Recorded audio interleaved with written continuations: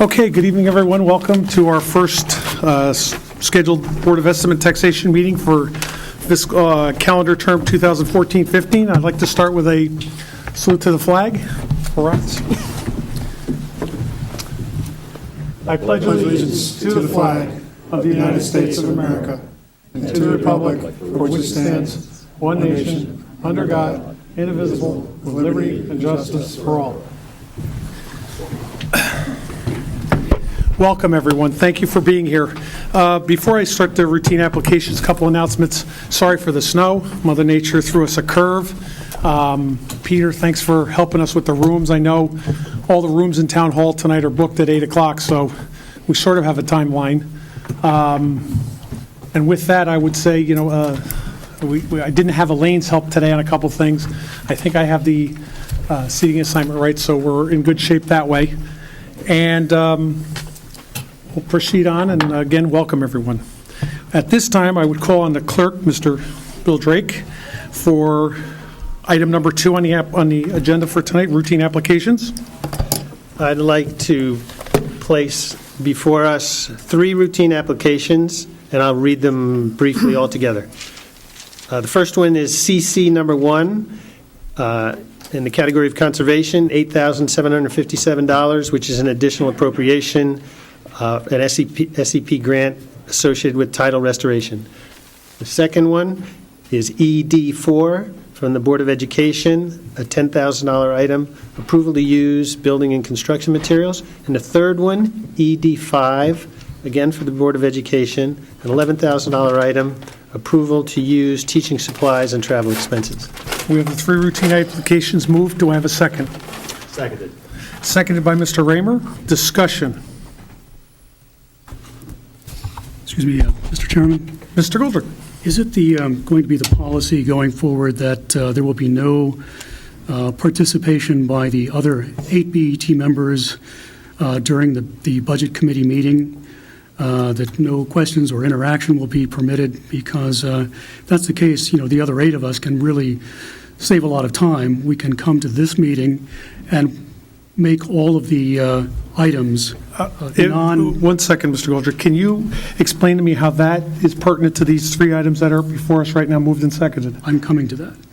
We can make these items, which are now on the consent calendar, have the presentations done for all of us here, rather than sit through another evening mutely. We can just come to one meeting and have all the presentations done for all 12 members. Would that be more efficacious for all of us? I have no comment on that right now. I will tell you that the items are before us right now, moved and seconded. I will take your comments under advisement, and I will be back to you on that. Okay, just one other comment, because I did raise my hand there. There was a question on the Mandarin teaching item, and Mr. Raymer asked, who is this Asia Society and what do we know about them? And having spent something like 15 years living in Asia, I can tell you, and I will tell you all now, it is a very prestigious organization, very highly thought of. Its headquarters are on Park Avenue. They do excellent work in all sorts of areas of Asian art and society and culture. And so if the Asia Society is behind us, rather than feel uncomfortable, we should feel assured. And that was a comment I was going to make at the budget meeting. Fantastic. Thank you. Further discussion? Okay, item number 2, our routine applications. All those in favor? Aye. Opposed? Abstaining? 12-0-0. Okay, our next item is our non-routine application. I will call on Mr. Johnson, Chair of the Budget Committee, for our first item. Mr. Chairman, I'd like to move PUR2 from the Purchasing Department for $150,000, release of conditions for consulting services for the telephone system. The item is moved. Do I have a second?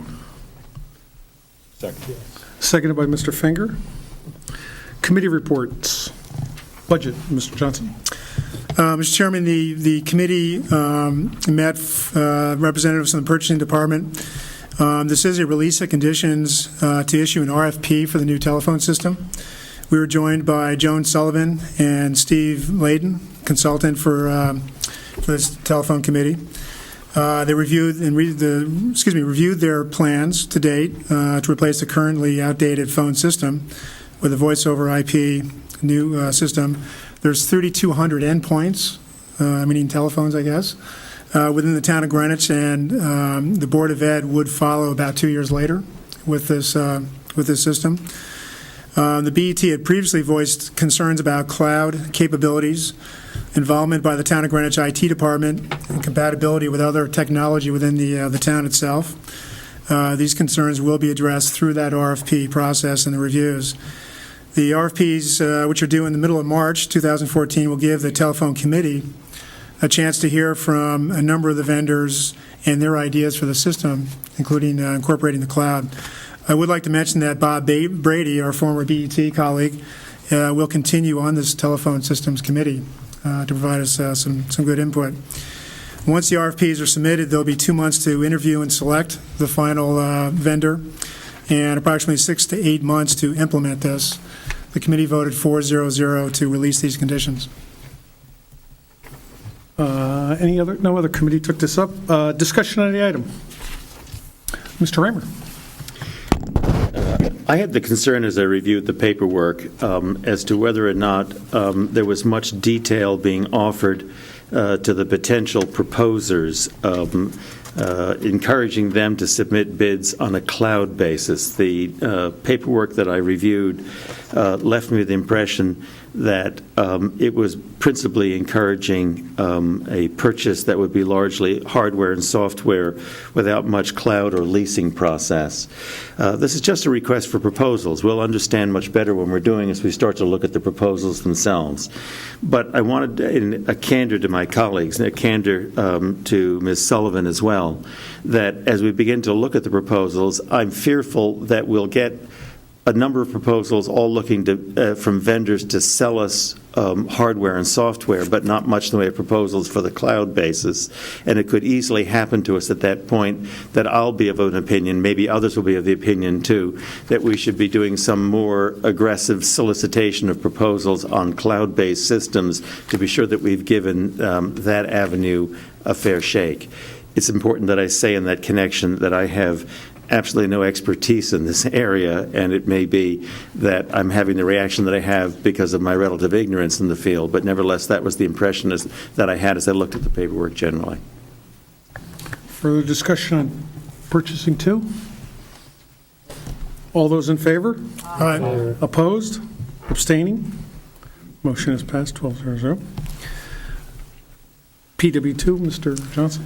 Mr. Chairman, I would like to move PW2 from the Department of Public Works, $20 million for release of conditions on the Central Fire Station project. Item is PW2 is moved. Do I have a second? Yes. Ms. Tarkington? Yes. Okay. Committee reports. The Budget Committee met, and Alan Manelli was with us from the DPW department.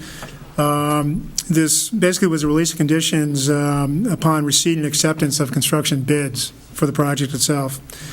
Alan did review the construction budget. The $20 million is the total amount. Of that amount, $17.5 million is for the actual construction costs of the project.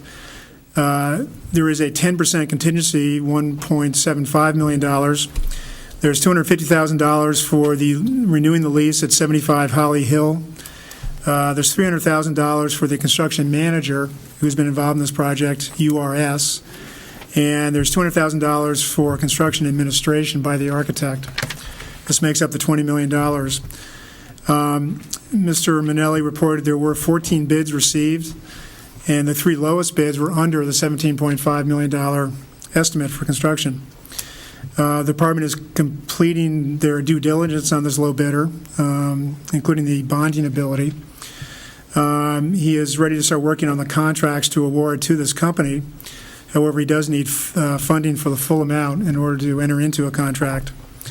The start date of the construction is beginning of March of this year, and they're estimating 22 months duration.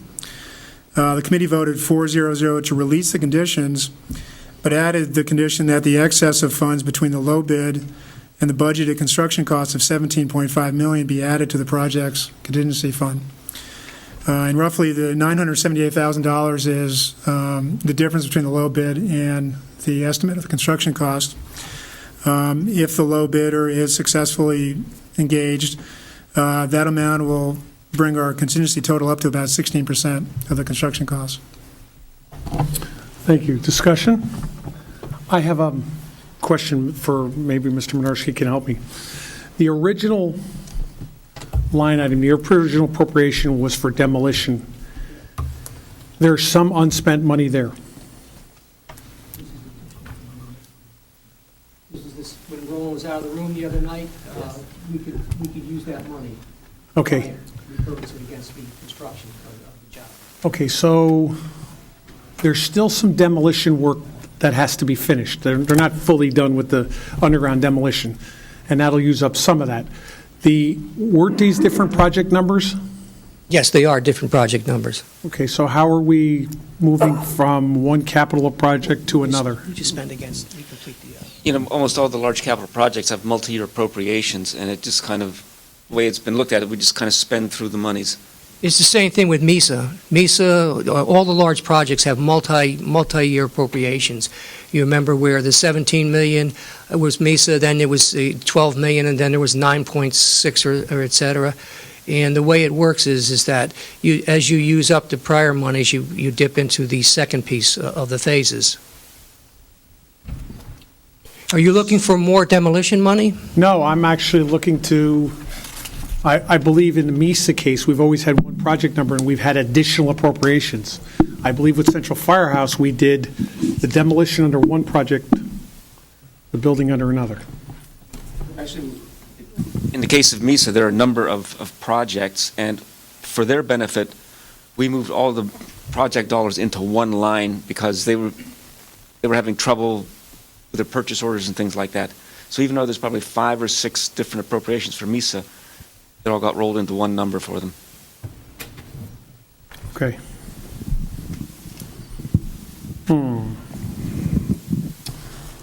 Ms. Wisner. I had a question, I believe it's for Mr. Minnelli, and I just wanted to understand, as we went out to bid for this project, the decision to go out as a GC structure as opposed to, say, a construction manager. I know, for instance, in Hamilton Avenue, our experience starting with the GC, which was certainly particular to Hamilton Avenue, led the Board of Ed in subsequent bidding for Glenville and MISA to do it, bidding out the trades. So what was the decision criteria, and how do you assess potential risks of this structure? The most common way a project goes out to bid anywhere is by general construction. The other ways that you were describing are actually different. So we just went through the basic general construction. One guy's responsible. We could track all the extras in one place. One guy reporting to our construction manager. It's just an easier way to handle the project.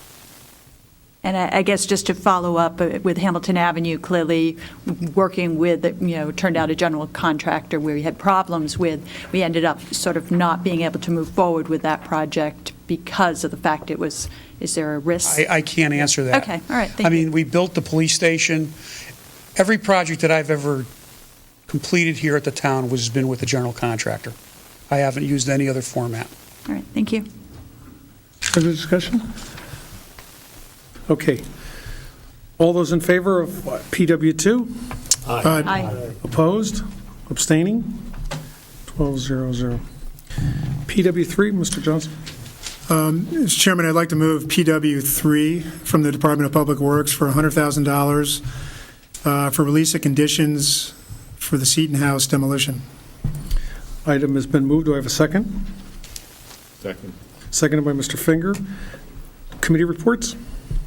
The committee met with Mr. Minnelli, as well as a few other people from the town, Denise Savageau, Conservation Commission, Bob Delaney, who's head of the local Boy Scout troop organization, and Ann Young from the Greenwich Preservation Trust. This was a release of conditions for demolition of the Seton House. The BET had given interested parties until September 30th, 2013 to find acceptable alternatives to demolition. Mr. Manelli walked us through the process for this demolition, which dates back to 2005. The house was built in 1900, and Ernest Thomas Seaton lived there for about 15 years. But Mr. Manelli did describe the horrible state of repair of this building itself. We did circulate some photos: broken windows, caved-in roofs. There have been fires. And if I'm correct, the original house, the second and third floor of the original house had been renovated pretty poorly 50 or 60 years ago.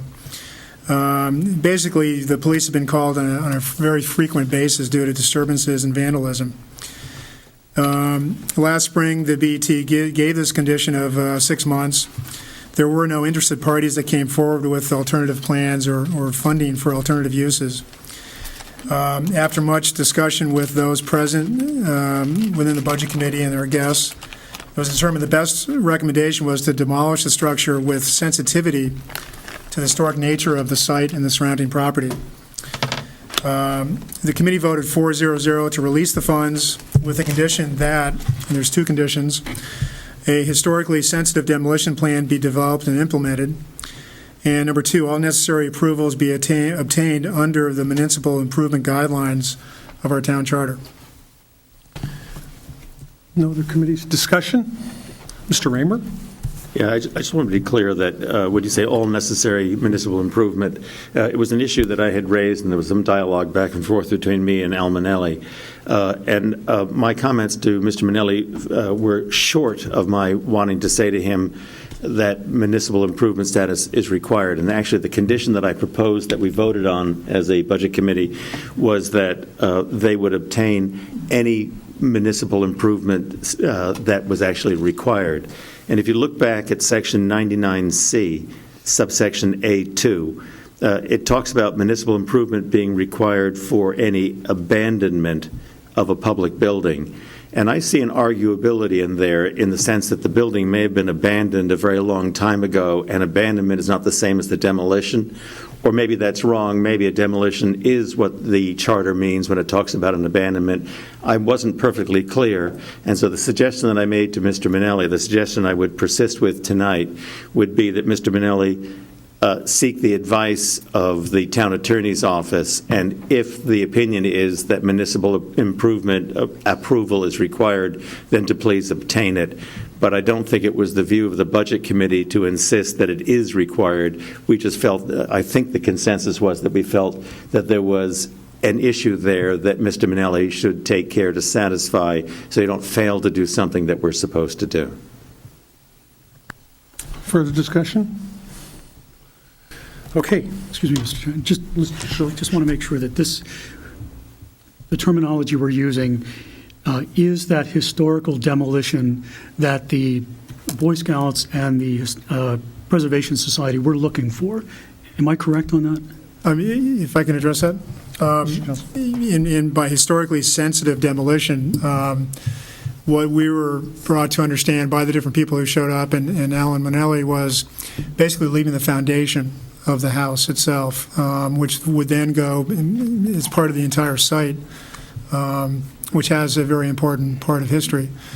Most of the house is not very historical in nature itself, so really Denise Savageau and others suggested we leave part of the foundation for those in the future to at least know where the house was. So was that basically what they were looking for? Yes. All right. Okay. Further discussion? All those in favor? Aye. Opposed? Abstaining? 12-0-0. Brings us to item 3 on the agenda, the assessor's report. Good evening. Good evening. Good evening, Mr. Chairman, members of the BET. I'd like to submit the assessor's report for January 2014. Of note, next week I shall sign the 2013 grand list. I shall present to you folks in your February meeting the actual grand list figures for the 2013 grand list. Next week, after I sign the grand list, we will be sending out roughly 1,700 increase notices on the real estate list and roughly 4,200 notices on the personal property list. In January, if you noticed, you received your January tax bills, your real estate tax bills, and a motor vehicle supplemental bill, which went out on our new software. And to date, everything seems to be working well and progressing as planned. We've seemed to have a few issues that we've resolved as far as the new software is concerned, and so far, depending on when the collector wishes to, we shall terminate our munis contract when the time comes. Okay? Wow, it's amazing. It's amazing. Not done yet. As of February 1st, that's the beginning of the filing for the state and local senior property tax relief programs. Next week, also, we shall be sending out applications to all the seniors who are required to file this year. The filing period goes from February 1st to May 15th. In my February report, I will also be presenting the limits, the income limits as well as the benefits to you in my February report. Okay. Anybody have any questions? I don't know, I have a question on I don't know if I want to do it now or as part of your report, Ms. Tarkington, on the senior tax credit. Whichever you prefer. We can, since Lauren has brought it up, we can Yes. discuss it, further now. I think if I'm led to understand this, our current senior tax relief program is expiring. It's sunsetting as of June, yes, 30th, So, 2014. From a budget point of view, we're going to need to either extend it, redo it, whatever. That'll come from the Commission on Aging, and I believe it'll go to the Board of Selectmen, it'll go to the BET. Then it has to go to the RTM. Correct. So, for our point of view, I haven't spoken to anyone about their feelings on the senior tax credit program, but I would say we're going to need some, if we plan on extending it, we're going to need something on our agenda for next month. Okay. In order for timing-wise, am I correct, Ms. Tarkington? Yes, I think we can get that done for next month. Ms. Elliott did put together a great presentation, which really took a lot of handwork in terms of the program, the existing program, and has sent that to the Commission on Aging now probably 30, 45 days ago. So we'll make sure that this is on our agenda for approval at the February meeting. Also, it will need to go through the Board of Selectmen and then on to the RTM. Obviously, it would be helpful if the Commission on Aging approved the program first, but we can proceed with or without their support. Mr. Figger? With our trusty iPads, just received an email, Leslie, you're copied, where it appears as though the Commission on Aging has or will be supporting the continuation of the program as it currently stands now. So that's great. So I think the presentation is almost complete. Obviously, we'll need some materials to send to the RTM, and Lauren, in order to really expedite the process here, prepared the presentation that I think is quite comprehensive, and this board should be pleased with. So that will come forth in your February package, and in the meantime, we'll make sure it's on the Selectmen's agenda also. Okay, I don't know what their timing is, but I think it's, if we want to get this before the RTM in March, in case they need a second month to go to April, that'll work out budget sequence-wise. Right. So Anything else for the assessor, Mr. Goldberg? Yes, on the page 4, you've got the residential sales statistics. And at the bottom there for December, the average ratio and the median ratio, if I'm not mistaken, these are the highest figures in over 4.5 years. And those are, again, if I'm not mistaken, kind of leading indicators of where house prices are going, one type of leading indicator. And I understand that in terms of the budget, our increase in grand list is something under 0.5%. Is there some way to quickly summarize how you would see this trend and when impacting our grand list going forward? Or is that too complicated for an answer tonight? No, that's not. The ratios that we show here are basically our assessment to sale price. So basically what this is telling us is that based on the 2010 revaluation, sale prices are now increasing. Now, the increase in our grand list over the years from 2010 to 2015 is strictly done based on building permits and what we get as far as construction growth. Now, we also have seen an increase in that over the months of this past fall. The problem is that the assessor's office is that we assess everything as of October 1st. We won't see that increase in the building permit and those dollars really until the next year grand list, or we'll see it incrementally over this grand list period. So I think it's a good sign. My fingers are crossed that, we've heard this over the last couple of years. I think that may actually help us. The thing is that the town of Greenwich's grand list is overall so large. It takes an incredible amount of construction to have a substantial increase in valuation. At this point, I wouldn't, if we were to do the revaluation next year, I wouldn't say I would see a huge increase in the overall valuation of property here in the town of Greenwich. Okay. Okay, I'll entertain a motion that the assessor's report for our January meeting be accepted. I would So move. Moved by Mr. Raymer, seconded by Ms. Tarkington. All those in favor? Aye. Opposed? Abstaining? Thank you very much.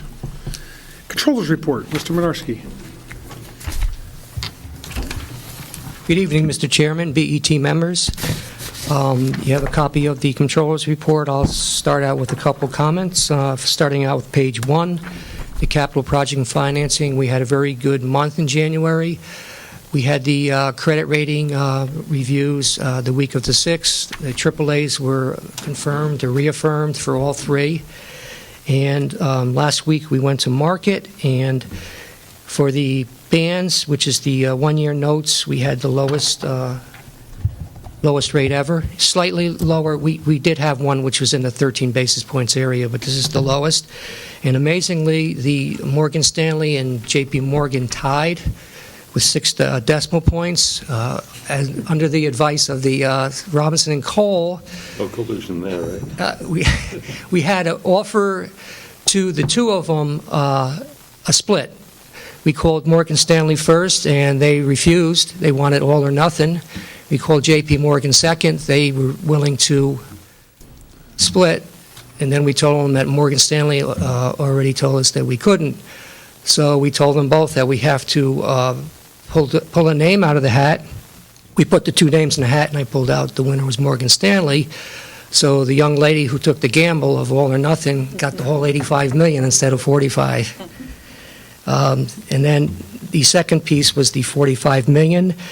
We got a blended rate of 244, and if you look in here, the 2.98 is all 20-year money for Nathaniel Witherall. So the rates were pretty good. There was fear last summer that they were going to spike and go well up into the threes, and we got a 298. And then the 83.8374 is basically all the 5-year obligations. Secondly, on the risk management, I know Mr. Raymer asked a few times last year about when we were going to get the money for the insurance recovery. We finally got it Christmas Eve, the day before Christmas. I want to commend Ron Lally and Pat Marinan. Actually, the town hall was closed Monday and Tuesday after the storm. We could get in, but we couldn't. There was no power. If we wanted to charge our iPads, I actually had to use one of these outlets over here, which is the only part of the building. Ron Lally started working on this claim Wednesday, 14 months ago, and he worked on it throughout the year, and we finally got the claim settled. From what we've heard anecdotally from the insurance companies who've had a number of clients in Connecticut, this is by far the largest for a municipality in Connecticut. One of the reasons why is it's a coastal community. We're getting $2.6 million minus a deductible of $200,000. The $200,000 will be recouped from the FEMA piece. And now the remaining piece, which is a few $1 million, has been forwarded to FEMA. That's being coordinated by the First Selectman's office, namely John Crary and Dustin Anderson. So we expect $1 million or $2 million more. When all the dust settles, I could say we did very well here as far as recouping all the money we spent on this hurricane, Superstorm Sandy. One more item. Back in the report, you remember you passed Charter Change 208A 208A came from the retirement board, went to the BET, it was passed. This is where they want to take out the references to the insurance companies and the banks. It was put in there in the 1940s, became outdated. The charter change was rejected by Legislative and Rules, 4-8. I attended with Larry Simon, and we went to the Finance Committee, and they chose not to vote on it, and instead would like to rewrite the charter change. So they impaneled an ad hoc group which met last Friday, and they are going to, working with members of the Retirement Board, RTM members, anybody else that's interested, try to put together a rewritten document on Charter Change 208A, and hopefully we can get it to the RTM for the April meeting. Having said that, on these three topics, I'll answer any questions on them or anything else in the Comptroller's report. Mr. Norton. Yes, congratulations on those returns on capital financing. What is the settlement date on the issues, Pete? Tomorrow morning, we're supposed to get the money. Thank you. Mr. Finger. Peter, in the section on interest rates, I noticed that J.P. Morgan, who seemed to have the higher rates in the past, is now trailing, albeit nobody has particularly high interest rates, but trailing Webster Bank, B of A, and TD Bank. And then if I could jump the gun a little bit on the Treasurer's report, I still see that although our balances have dropped some in J.P. Morgan, we haven't increased any of the balances, particularly for the general fund, into Bank of America or Webster Bank. Is there any intention to try to do a little interest rate play here? Again, I say this understanding that we're still talking about very little interest. Kathleen, the treasurer, Kathleen Murphy, the treasurer, is as competitive as you get. I'll mention it to her and see if we can do something about that. Mr. Chairman. Mr. Goldrick.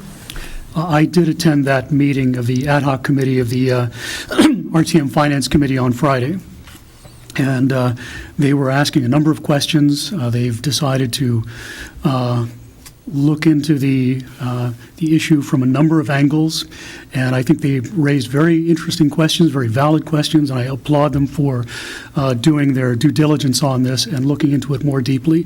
I think it's necessary, and I hope to also add my input on that as it goes forward.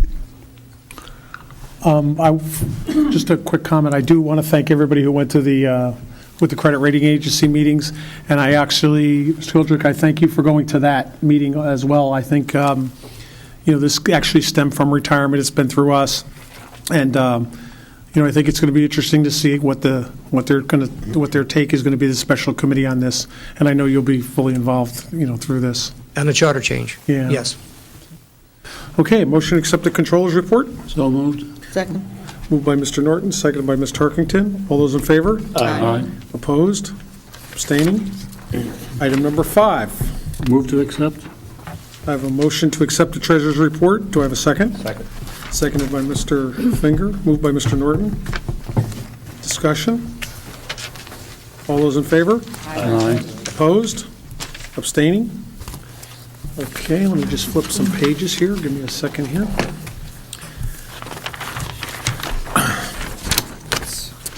Item number 6, BET Standing Committee Reports. Mr. Norton, I'll start with audit. I have report submitted, Mr. Chair. Okay. Does everybody have that in their package? Okay. Budget, Mr. Johnson? Do you have Actually, something? Mr. Chairman, Mr. Goldrick?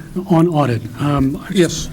note that it's come to my attention that we don't post the audits done by the internal auditors on the town's website, and nor do we send this to the media.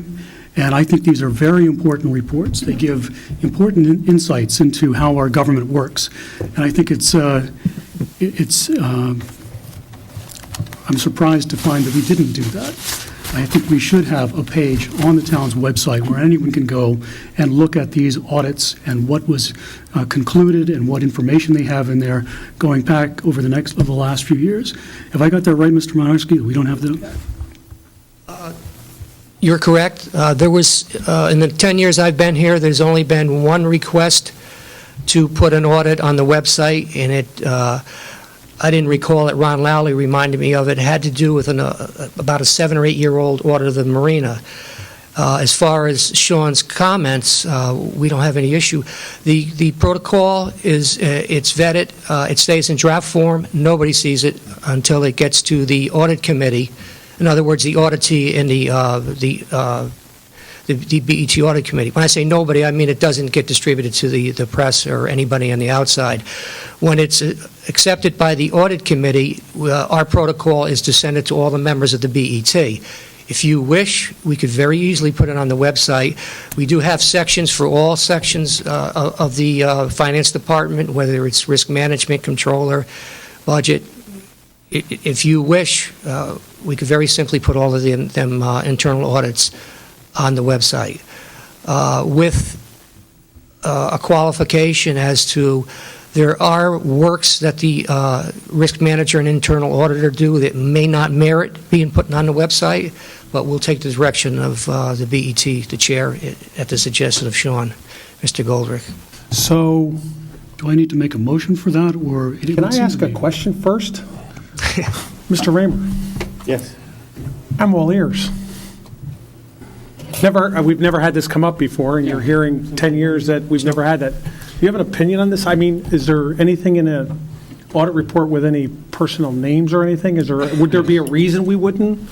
It could be. The FOI circumscribes you fairly carefully, and the mere fact that you're doing an audit on its face does not give you an exemption from FOI. You could have audits that are inquiring, for example, into personnel issues, or that are exploring the efficacy of a claim, or whether we wish to make a claim, and those might fall into gambits that are entitled to an FOI privacy. But on the face of it, I'm not seeing any basis for exemption. The things that occur to me are, first of all, ask a question or two, if I may, of the controller in this connection. Question one, are all of these audit reports readily available to an inquiring public should an inquiry be made? No, and I think that's Sean's point. So if a member of the public wanted to see, for example, the audit report that was referred to in your in your controller's report, the one on regarding the activities of the Harbor Commission and Harbor Master's function, may not have that quite right.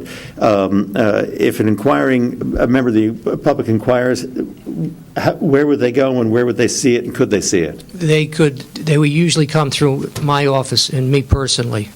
And is it available to the public? Yeah, we've gotten requests over the years from individuals. The press has asked. The second related question is, how does a member of the public know that the audit report exists to have the curiosity to see it? They would only know if they read the controller's report or if it was got into the Greenwich Time or another local media. The controller's report is available to the general public? Yes. The minutes of the audit committee, when they review and approve these, they're available to the general public? Yes, but not the report. Are the reports submitted to the Board of Selectmen? No. They're CC'd in the harbor. Yeah. On occasion, they're CC'd either the first selectman. Not generally. As a general rule. So to respond to the chair's question then, it seems to me that's really a policy judgment. I'm not seeing, from a law standpoint, the compulsion for us to do more to make it available if the body were to be of the view that they would prefer not, or they think it's unnecessary. In most circumstances, I'm not seeing the constraint on making it available if it's the view of the body that they wish to be making it more broadly available. I think there's a policy decision to be made by this board, if it wishes to make the decision at all, as to whether or not it wants to take further steps. But I don't think it's a legal matter. I think it's a policy matter. Should we Interesting. Mr. Norton? Mr. Chair, I would prefer to have this referred to the audit committee for discussion to make a recommendation to the full board on this item. There may be some issues that could come through an audit, which we want to be certain are redacted. in the presentation to the general public. I'm talking about people's names. And if, Mr. Chairman, also, I would suggest that it also, after it's gone through the audit committee, also go through the law committee and have the opportunity for Mr. Fox to, offer any comments, although, obviously, Mr. Raymer, chairs the law committee. I think that our town attorney should have the opportunity to comment on this also. Mr. Raymer has no quarrel with Mrs. Tarkington's suggestion. Mr. Finger? Yeah, I mean, since the final reports are available through a circuitous route, I don't see any reason why we should not be posting the audit reports on the website, assuming it passes muster with the law department, the law committee. But at the same time, I think it's something that probably, in my opinion, is prudent for us to be discussing in the audit committee and the law committee and come back with a recommendation, if you will. But again, my feeling is that the reports are prepared for a reason. They come up with findings that are relevant to the town and the way the town operates. I don't see personally any reason why they shouldn't have easy access or be easily accessible. But I think it's prudent to go through the committees. Okay, Before we further discussion? I'm trying to think how we're going to put this in a motion, Mr. Goldberg. Well, let me just make a comment. I think this is really about open government. It is about our attitudes towards how openly we want to operate as a government. I don't see anything, having been on the audit committee for the past 2 years.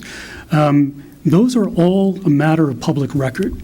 Anyone can ask for that. Anyone can FOIA these things. And it's really a matter of whether we believe that the voters of this town and taxpayers have a right to understand how we operate as a town government.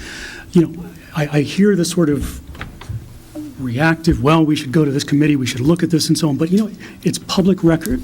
And as Mr. Mynarski said, I don't think we have any reason, legal reason, to keep this out of the public domain unless there are very specific categories, and I haven't seen that to be the case. We should have been putting these up a long time ago, because people have a right to know what went wrong within the government, what we've looked at, what we've decided, what we've fixed, and I think it's really a matter of attitude rather than a legal matter. Mr. Finger? Sean, I don't think anybody here is suggesting that we keep this from the public, but I just think, while I indicated that I'm supportive of posting them online, I would like to have a further discussion within the audit committee and also the benefit of the law committee to look back at several years' worth of audit reports to see if there are any mentions of individuals. And to me, that would be the one sensitivity that I would have if there's something said about an individual in the town that might prejudice that individual. Yes, I understand that it is public. You can go to the the controller's office. But I don't think by going to the committees, there's any indication that there's an attempt to thwart any sense of transparency on the part of what we do in the town and what we do as a BET. Mr. Drake? For my part, I think all the comments on this topic have been very sensible. And if you like, Mr. Chairman, I can set forth a motion that we could consider. Okay. The motion would simply be that we request, that the BET requests from the audit committee and from the law committee a recommended policy about making public the audits of the audit committee. Have a second? I'd second that. Mr. Raymer seconded that. Discussion on the motion? If I could just comment on that one item, which is whether somebody's name is brought up. There is a specific provision is it in FOIA or is it in the town charter, that if an individual's performance is to be discussed within the committee, they have the right, they must be notified that they are going to be discussed, and they have the right to attend and make that hearing public. So I don't see that there is a provision in FOIA that would permit us to take something out of an audit that has been approved and is therefore part of the public domain. I don't think that's a valid concern, actually. Sean, I don't hear anybody here disagreeing Yeah. with you. I think we're just talking about a process, and hopefully, I can't speak for the law committee, but I would assume that Art, at the next audit committee meeting, will have that on the agenda, and I don't see any reason why, out of the audit committee, the members here, John Blankley, Leslie Tarkington, myself, and Art Norton, can't come forward with our recommendation. I kind of suspect I know what that recommendation will be, but, I think it's a prudent thing to do. And again, I think we're all agreeing with you, Sean. It's just I think we should think about it a little bit more before we just react. I know I support this. Okay, so all those in favor? Aye. Aye. Opposed? Abstaining? There you go. Budget Committee. Mr. Chairman, just to bring up one item that was discussed at our last Budget Committee meeting. The Board of Ed appeared to give us an update on the digital learning environment program. Ben Branyan, Phil Dunn, Nola Allman joined us, gave us an update. And I just want to comment, it was a very good professional presentation, lasted about 20 minutes. We were impressed with the research, the planning, the successful implementation of Phase 1 in the couple of the elementary schools. The good news is that they were looking at, they originally last year had come to us with a 5-year plan, spending about $17 million for the digital learning program. They're looking now at a 6-year program costing $13.8 million. So actually looking at a reduction because it's going so well, I guess. But just thought it was worth mentioning that it was a very professional presentation, and we appreciated the time they spent with us. Thank you. I don't have any others there. Let's see. Item number 7, BET liaison reports. Revaluation team, I'm sorry, it's checked off right in front of me. Mr. Finger, Ms. Tarkington, anything on that? I think we talked about the senior tax relief. We always comment also on the changes in values of the grand list as it pertains to residential real estate, which also includes condominiums. This week also we identified an article that had been in the Greenwich Times about North Street.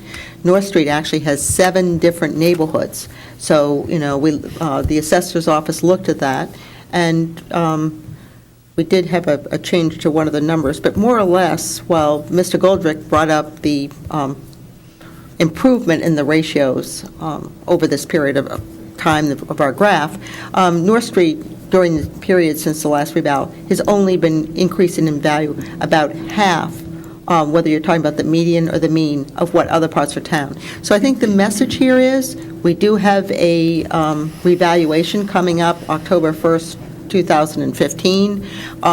We don't know, what changes will occur, but as we've talked at other meetings, there will be shifts, as there always are with revaluations.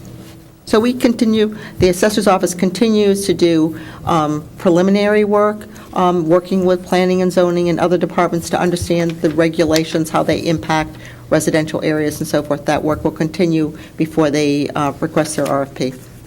Okay. That's all I have there. Item number 8, special project team reports. Mr. Norton, Nathaniel Witherell, Building Committee. Yes, thank you, Mr. Chairman.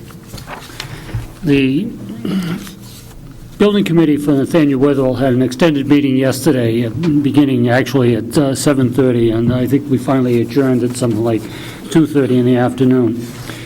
The original contract for the renovation was $19,595,000, and our original contingency was $1,685,000, I believe. And based upon the original bids that had come through, 4 items were put on what is known as an add additional list. And 5 months ago, we expected to have sufficient funding through our contingency to be able to finance these 4 items, which represent approximately $150,000. Well, we're dealing with a facility that has been constructed in multiple stages, some of which go back much more than 40 years. And the combined change orders that have been submitted through the renovation construction process, we are about to consume in total all the contingency, which means that the add-ons, the 4 add-ons, which include the relocation of Cafe Witherell, doing additions to the nurses stations and balconies, will not be, there were 4 of them actually, tower corridor ceilings, nurse station ceilings, tower balconies, nourishment statements, and actually the relocation of Cafe Witherell will not be able to be funded under the present appropriation for the construction renovation of the facility. And I just want to bring that to the attention of the full board. Going forward, once the project is completed, tax credits structure has been approved by the state of Connecticut, and an audit will be completed of the construction cost, and at that point in time, the town of Greenwich, through Nathaniel Wither, will be able to sell tax credits, and the projected estimated revenue from those is going to be somewhere in the $4 million area, either side of $4 million. And at some point in time, I believe within the next month or two, the Board of Nathaniel Wither will come forward with a proposal as to what their recommendation is for the use of the $4 million, or whatever the tax credit revenue, which will be actually payable to the town of Greenwich, how it could be used. But I just wanted to bring to the attention of the full board that the renovation of Witherell has hit some speed bumps in the context of trying to rehab what is a combination 40 to 75-year-old facility and structure, and that some additional add-ons will not be completed with the present appropriation. Okay, so, Ms. Karen. Yeah, just a quick question, Art. Do you know how the fundraising is going, and has the board expressed direction on what they're going to use that for? Yes. The discussion of you're talking about the tax credits? No, I'm talking about private fundraising. Well, the Nathaniel Wither Board is committed to contribute to the town a sum of money. They've already contributed $1 million, and I believe they're obligated to $1 million this year. They're well on the way to be able to satisfy those commitments. Real quick on that, so I would expect that the building committee, if they thought they were going to need an additional appropriation, would get that to us. We read our mail. I was also planning on a little bit of, depending on what you thought, and I was going to check in with the building committee chair, BET tour, maybe week after next. They would like to schedule at least 2 times for which members of the BET could be able to do a tour of the facility sooner rather than later. Good. So I'll reach out to everybody on that to kind of do a tour and see how things are going up there. The project is approximately 76% complete at this stage. Good. Very good. Moving along. Next item, MISA. Ms. Tarkington? Yes, Mr. Chairman, I did submit a report, but I know people are concerned about the cofferdam and the dewatering. The dewatering of the orchestra pit began on November 16th and was stopped on November 20th as groundwater had migrated into the excavation from some of the nearby wells. So since that time, additional shoring of the cofferdam on the northeast and southeast sections was recommended by the excavating contractor's engineering consultant.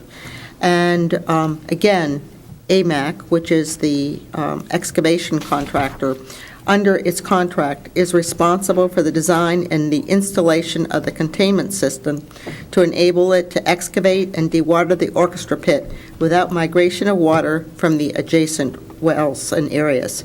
That work has now been completed, and dewatering on a slower schedule and with more frequent testing was begun. Again, freezing conditions. We all know the weather has been more difficult this winter. Slowed down the dewatering process and added some additional hurdles. The dewatering of the orchestra pit is now below the water table, and it's nearly complete. monitoring of the dewatering process by AECom has now returned to its originally approved EPA schedule, and the cleaning of the orchestra pit site on the western side of this cofferdam hole and anchor bolt surveys are, well, the actual anchor bolt surveys have now been completed. It will take approximately 6 weeks for the concrete contractor to complete the scheduled orchestra pit foundation work and construction of the orchestra pit. Also, if the weather improves, I think you'll begin to see the steel begin to be put in place next week. And it's also, other good news, it's my understanding that, I don't have the exact number, but the Friends of Mesa now have in excess of $800,000 in the bank, so that's good news. That's So really we good. have a lot of better news this month. Yes, a month ago I was nervous a little bit. Well, I think it's fair to say that the Mesa Building Committee, probably Turner Construction and others were disheartened by the length of time it took to get out of the ground, but progress is being made now. People are smiling again. That is good. Okay. Item 9, new business. Adoption of the BET rules and policies for the BET reference book. Mr. Norton or Mr. Finger, committee report on that? Mr. Chairman, the policy and procedures liaisons of the board met on January 13th, and we considered 2 of the recommendations or amendments that were considered to the policy and procedure manual, and also brought up to date, at least adding the OPEB trust guidelines, and I don't think there was anything else, was there, Bill? Yes, there was a chart of accounts. Yes. And the debt fund balance Have policy added. is different, and the OPEB investment. And that's all. That's all, I believe, included in the envelopes that were put on our Yes. desks that should be put in your books. Gotcha. Okay. So can I get a motion, Mr. Norton, that the policies and procedure manual for, So moves, Mr. Chairman. and so we're clear on that, so that's for the 2014-15 term. The item has been moved. Do I have a second? Second? Seconded by Ms. Tarkington. Are there any motions to amend? Mr. Raymer. I had disseminated among the body 3 proposed amendments. With permission from the chair, I would raise them one by one. A pleasure. The First Amendment, which I've disseminated among you and called it appropriately Amendment Number 1, is an amendment that addresses the question of how items are added to the agenda by members of the BET other than the chair, because the Policy and Procedures Manual at the present time indicates that the agenda is prepared by the chair, and there's silence as to whether or not items can be added by any other members of the BET. There's a couple of points that are relevant, however. At page 29, we have provision that says that on committee meetings, not talking about the full BET, but talking about committees of the BET, there's provision that says that the agenda of committee meetings are prepared by the chair, but additional items may be added to the agenda at the request of at least half of the members of that committee. Separately, at page 22 is provision that at least 4 members of the BET can prompt the body, can cause the body to have to call a special meeting. It means that 4 members communicate with the chair, making a request for a special meeting. Although it's not recited in the Policy and Procedures Manual, Robert's Rules does have some reflection on this particular subtopic, and that is that special meetings, according to Robert's Rules, are to be meetings for a specific purpose, and the specific purpose is one is obliged to communicate the purpose for which they're being called. And so we have this oddity that if 4 members don't have an ability to cause the chair to add an item to the agenda, then they end up somewhat inanely with an alternative process whereby they then say, well, okay then, then we are hereby demanding that you call a special meeting of the BET to take place immediately after the conclusion of the regular meeting. And the purpose of the special meeting will be this declared item that we had just asked you to place on the agenda, but you declined to do so. I think it shouldn't be that we're following silly procedures.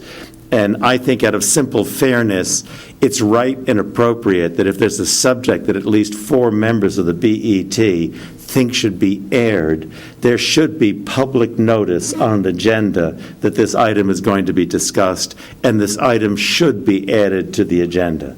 Now, having said that, we've not had historically a difficulty in approaching the chair, both this chair and prior chairs, and having this chair accommodate requests to add items to the agenda.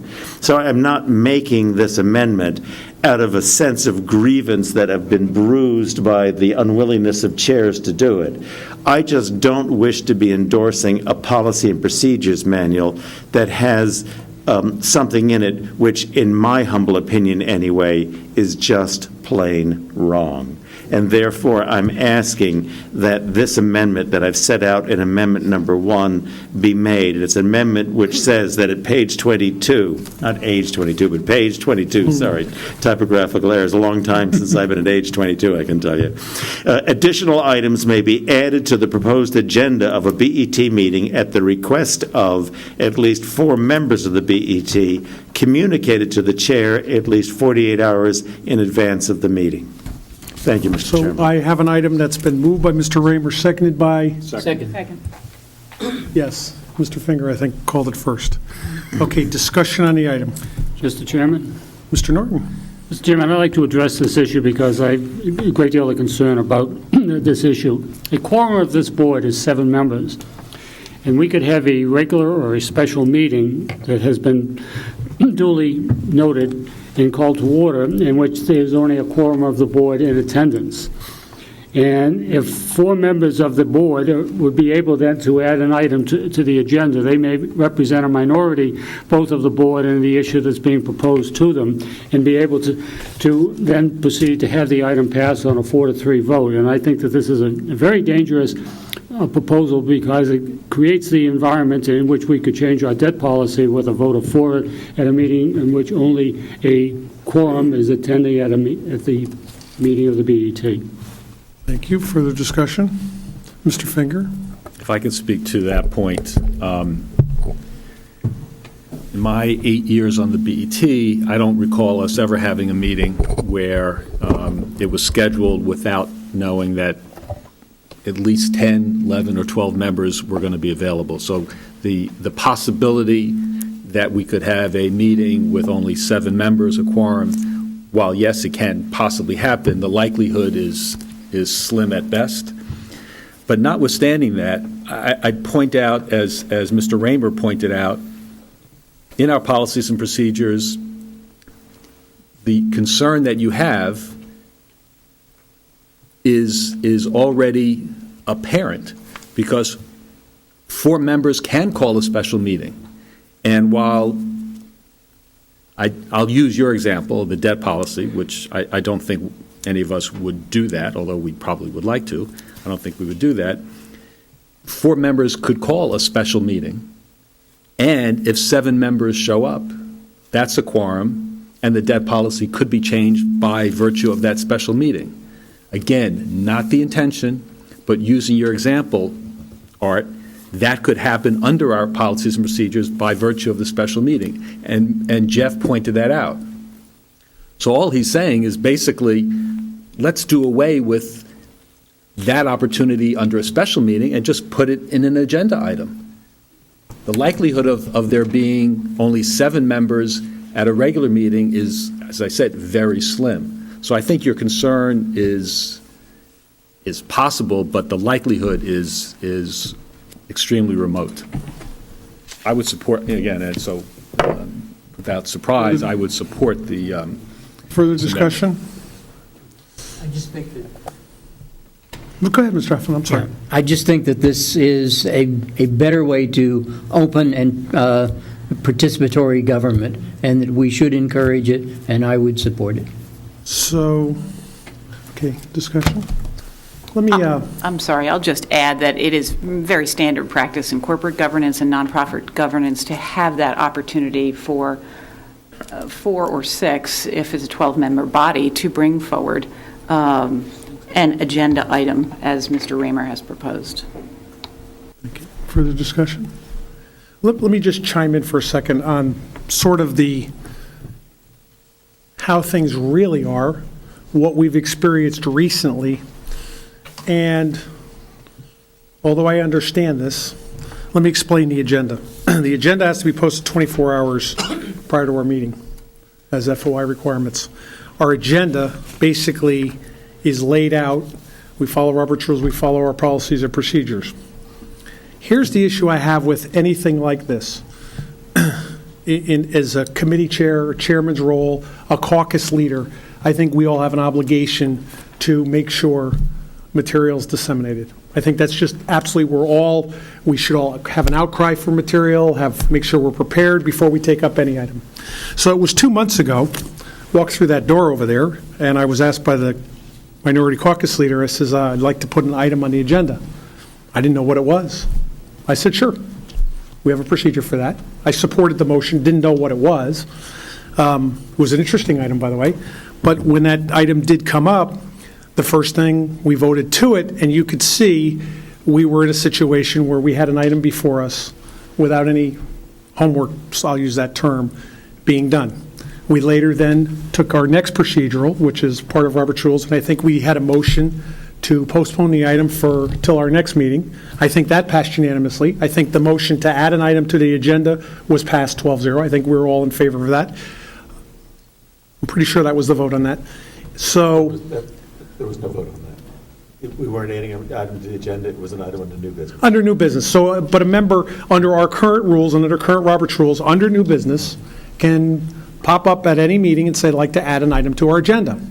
Now, in good governance, I think, and I'll go back to my original statement, I think it's critical for us to take up an item that we're prepared for. And if we're not prepared for, there's all the other things that I'm hearing Mr. Norton say and everything, we could have a fluke meeting, some floor members could call for a special meeting, we could revoke something at the very next meeting, something can go right back on the agenda, reversing what we had done a motion to reconsider it. And I'm looking at Mr. Raymer shaking his head, and I really appreciate your help.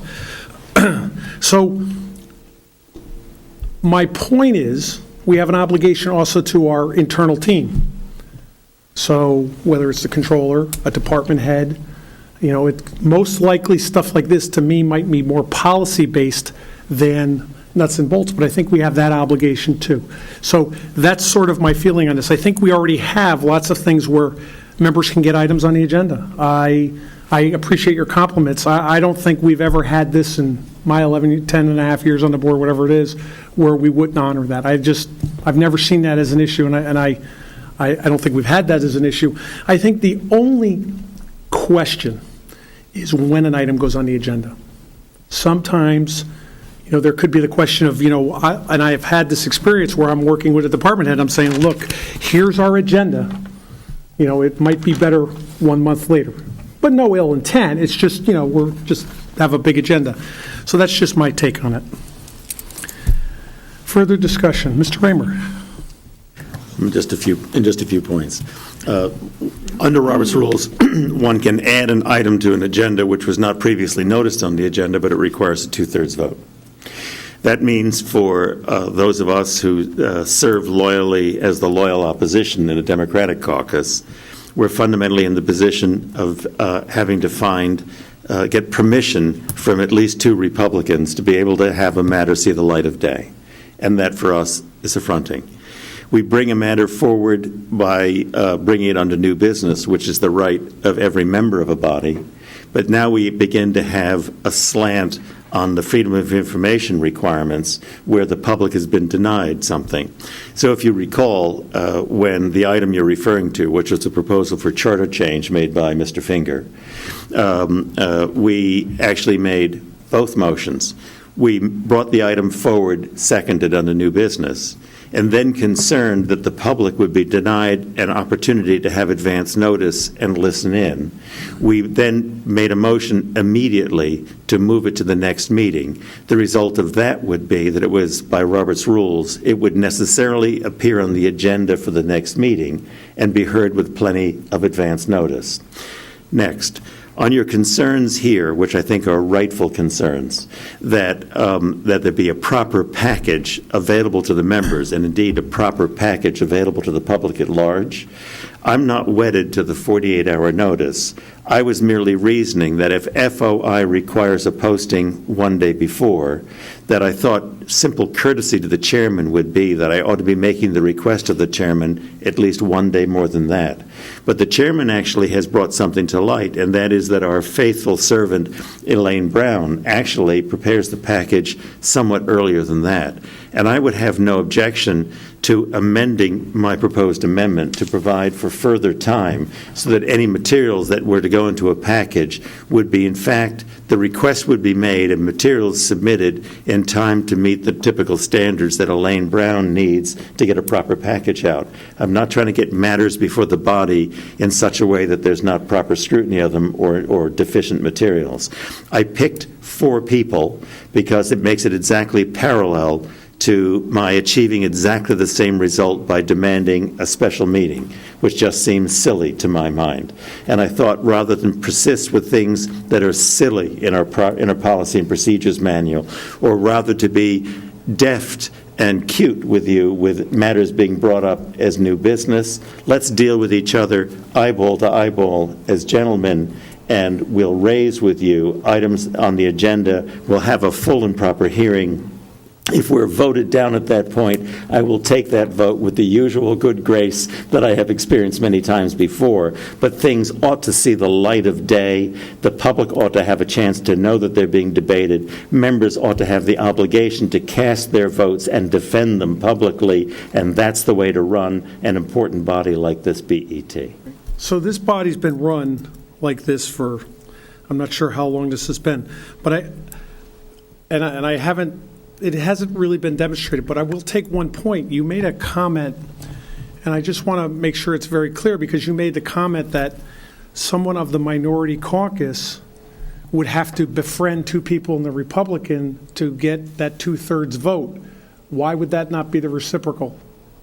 Why would that not apply evenly to a member of the Republican caucus who wanted to add an item to the agenda, where that member of the Republican caucus, he or she, would have to befriend 2 of the minority caucus to do the exact same thing? So you're exactly right, and so therefore let's avoid that as well by having a proper procedure for adding items to the agenda so that no caucus needs the assistance of another caucus to have a matter see the light of day in a public forum. Further discussion? Mr. Finger? I just want the board to know that if this amendment fails as presented, I plan on proposing another amendment that would change the requirement of 4 members to 6 members.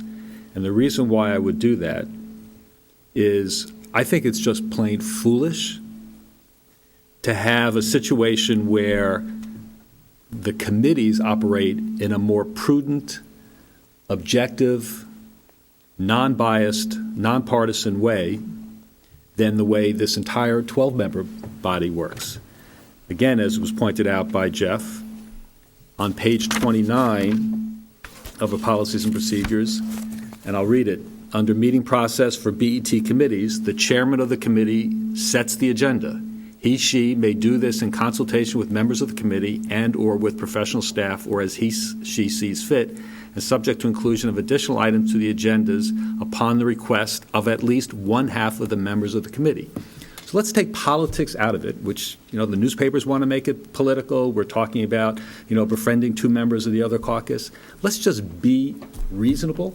There is nobody can give me any good reason at all as to why one person, Mike, and I'm not talking about whether it's you or whether any of your predecessors, but why one person in one situation, the BET, can control an agenda, essentially control an agenda.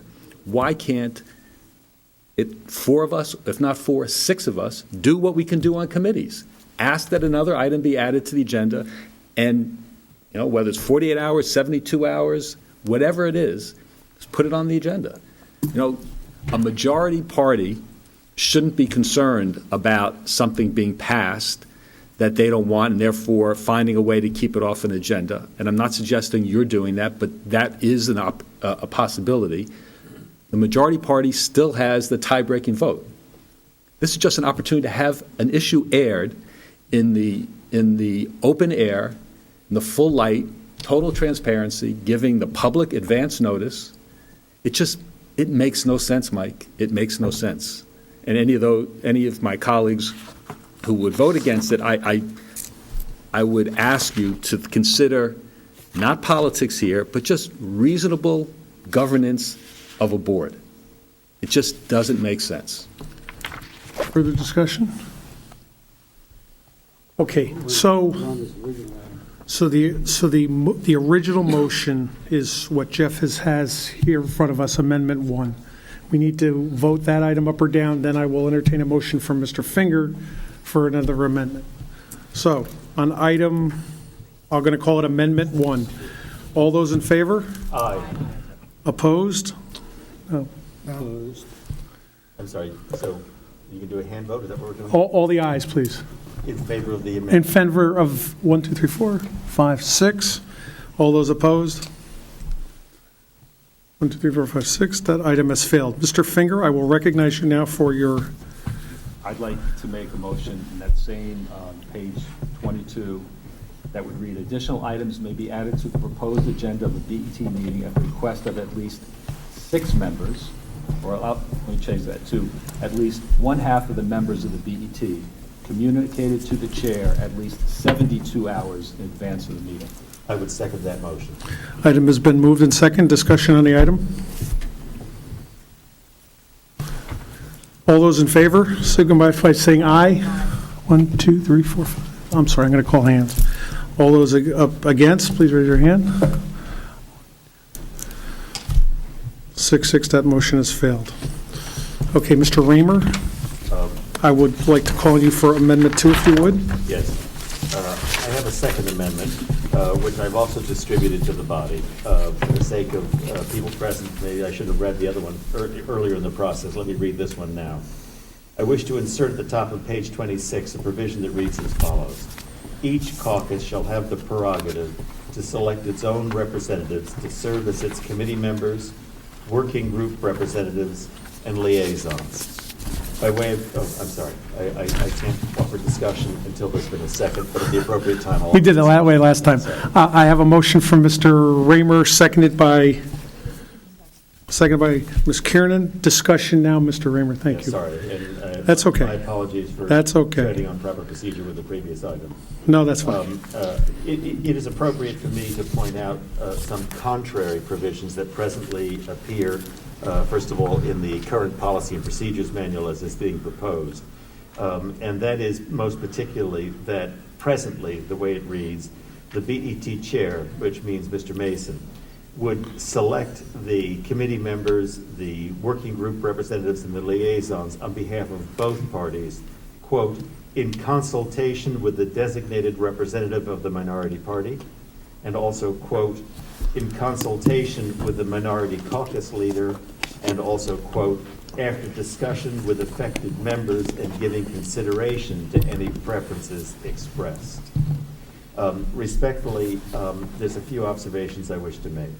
First, I hope that it will be clear to the body that I am not making this amendment in response to events that took place earlier this month or events that pertain to one particular member presently seated on the BET. I'd like you to know or recall that I proposed this very same amendment 2 years ago, long before there were any of the current issues.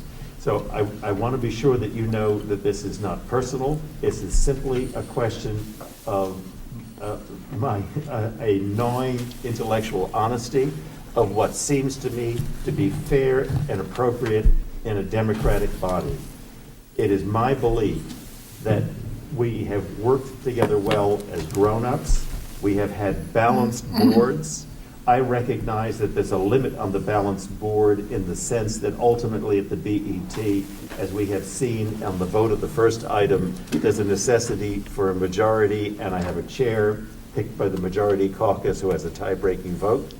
But nevertheless, I feel that the dialogue that takes place within each of our committees, within each of our working groups, within each of our liaison functions is best when it's picked by members that are the chosen members that come out of the party. It must never be that members of one party desiring to achieve certain attractive assignments in committees finds himself or herself in a posture where he or she must kowtow or fawn to the will of the majority in the hope of receiving an appointment to that chosen committee. On the contrary, I expect people to come here faithful to their political DNA, faithful to their personal philosophies, and do the best that they're intellectually able to do without worrying about receiving the approval of the other party. And the way for me to achieve that, excuse me for being so brazen about it, but the way for me to achieve that is to insist in a policy and procedures manual that allows each party to select its own representatives. The item's moved second. Further discussion? Mr. Goldrick? Mr. Chairman, the change in the BET rules that we are considering tonight to eliminate the power of the BET chairman, who is selected from the majority party, to place members of the minority party on specific committees and to remove those members from those committees and from other assigned responsibilities. That's what we're considering. That authority should never have been granted to the BET chairman in the first place. I am aware of no other legislative body in America that accords the leader of the majority party such authority, and this is most certainly a legislative body. Why does this power not exist elsewhere? Because this power, quite simply, entails the power to intimidate and the power to punish. Whatever excuse is trundled out to justify removing a member, or not assigning a member of the minority to a specific committee or committees, the power to do so can be abused to punish the minority for disagreeing with the majority's policies and initiatives, and the power to punish a specific member of the minority for taking firm stands in contrast to the majorities. And that is simply not acceptable in American democracy. Mr. Chairman, you have been quoted in the press as saying that, quote, there have been many complaints about Sean Goldrick's behavior, unquote. Not surprisingly, you do not specify those supposed complaints. I am aware, Mr. Chairman, because you made me aware, that not long after I took my position as liaison to the Retirement Board, along with your caucus's Mr. Bedrosian, you received a letter from the Retirement Board requesting that you remove me from that position. The reasons weren't stated, but they're not difficult to figure out. The reason was that I actually took my responsibilities as an elected representative seriously when I saw that the town's pension fund had underperformed 90% of other public pension funds over a period of 10 years. As measured by our investment advisor, I began to ask questions. To put it bluntly, that investment performance is utterly unacceptable. Not only have the investment returns been low relative to other pension funds, but the Retirement Board took no action to replace the investment advisor that had been advising the pension fund during all those years of underperformance. At one point in early 2012, the Retirement Board members called both me and Mr. Bedrosian to task for raising questions about performance. That was when Mr. Bedrosian referred to the structure and workings of the board as, quote, crazy, unquote. He and I worked closely together to come up with a path forward for reforms, and together we offered a plan to you for your approval. After several months of taking no action, you rejected that proposal. So I took a new tack, contacting 2 pension consultants to see how we might move forward. Randy Huffman and I tried hard to arrange a date and time to meet your schedule and Mr. Bedrosian's. We met with the consultants, but neither of you attended. Simple fact is that our pension fund's performance has resulted in millions of dollars not being earned, and those returns not earned must be made up by taking more money from the taxpayers' pockets. Now, that conclusion might rankle the retirement board members. It might even be considered bad behavior. But in my book, Mr. Chairman, my actions are entirely consistent with doing the difficult job I was elected to do. Thank you. Mr. Chairman, you were quoted in Alma Rutgers' column as stating that you found my behavior at some unspecified audit committee meeting, quote, unacceptable, unquote. Let me be very clear. You and Mr. Norton proposed a major change in the manner in which the town funds its library system. But changing that system was opposed by all of the library trustees, and it was also opposed by former Republican First Selectman Jim Lash, who spoke out at the one and only meeting of the working group against any alterations. But though all participants in this working group in the spring of 2012 agreed that the status quo is working, this change was pursued over a period of many months. I would point out that the library trustees reached out to First Selectman Tessie not once but twice to appeal to him to intercede in their behalf against the actions being taken by the Audit Committee's chairman in this regard. Mr. Chairman, my mother worked for nearly a quarter of a century as a librarian. I understand the importance of an excellent public library system to the life of a community. So this is a matter that I took particular interest in. Quite simply, I am proud to have opposed the measures that Mr. Norton put forward, measures, I might add, that on more than one occasion received no support from any other member of the Audit Committee. I am proud to have received numerous expressions of gratitude from the library trustees themselves, and I am proud of my role in preventing a number of egregiously wrong-headed proposals from being enacted. Mr. Chairman, you've also been quoted as accusing me of, quote, inappropriately conducting BET business through the media. I find that ironic because 2 years ago you stated that to the members of the BET that BET stood for, quote, a better educated taxpayer. As an elected official, I believe it is my responsibility to the people of this community not only to take clear positions on the issues before us, but to communicate those positions and the reasons behind them to the people of this town. I'm aware that you are a strong supporter of the Second Amendment to the Constitution, but apparently the First Amendment, not so much. I am proud to... I'm going to stop you Actually, there, Mr. and I'm Chairman. going to take the floor from you. The comments are now personal, and you must, I'm allowing some lenience here for you to state your points. However, your comments are personal, and that's out of line. I will give you back the floor, but I need the comments to not be personal. Right. I am proud to have taken the step of communicating clearly and regularly with voters, letting them know my views, and even more importantly, the facts behind the issues. There has been too much secrecy in the workings of BET, a fact that has been highlighted by the recent ruling of the Connecticut Freedom of Information Commission. Instead of restricting communication, we should all be endeavoring to expand it. At the end of the day, Mr. Chairman, this appears to be nothing more mysterious than the majority's use of a power that they should never have been granted in the first place to punish a member of the minority for taking positions that the majority just doesn't like. The tendency to want to punish the party out of power is all too natural. The tendency to interpret opposition to the majority's agenda as bad behavior or as disloyalty. It is all too easy to shroud the real reasons for punishing a member of the minority party with vague excuses that have nothing to do with the real reasons. And that is why this sort of authority is never granted to the majority party in any legislative body, because it can be so easily abused. And its use here is nothing short of a blatant abuse of power. So, Mr. Chairman, tonight 2 actions need to be taken. First, the BET needs to adopt the rules change the minority Democrats have proposed. Second, the committee assignments for this term need to be changed to reflect the decisions reached by the BET Democratic Caucus.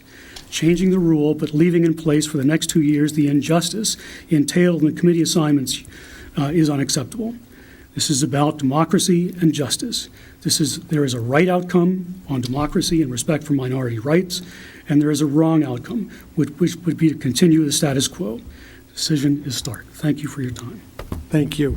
Further discussion? Mr. Huffman.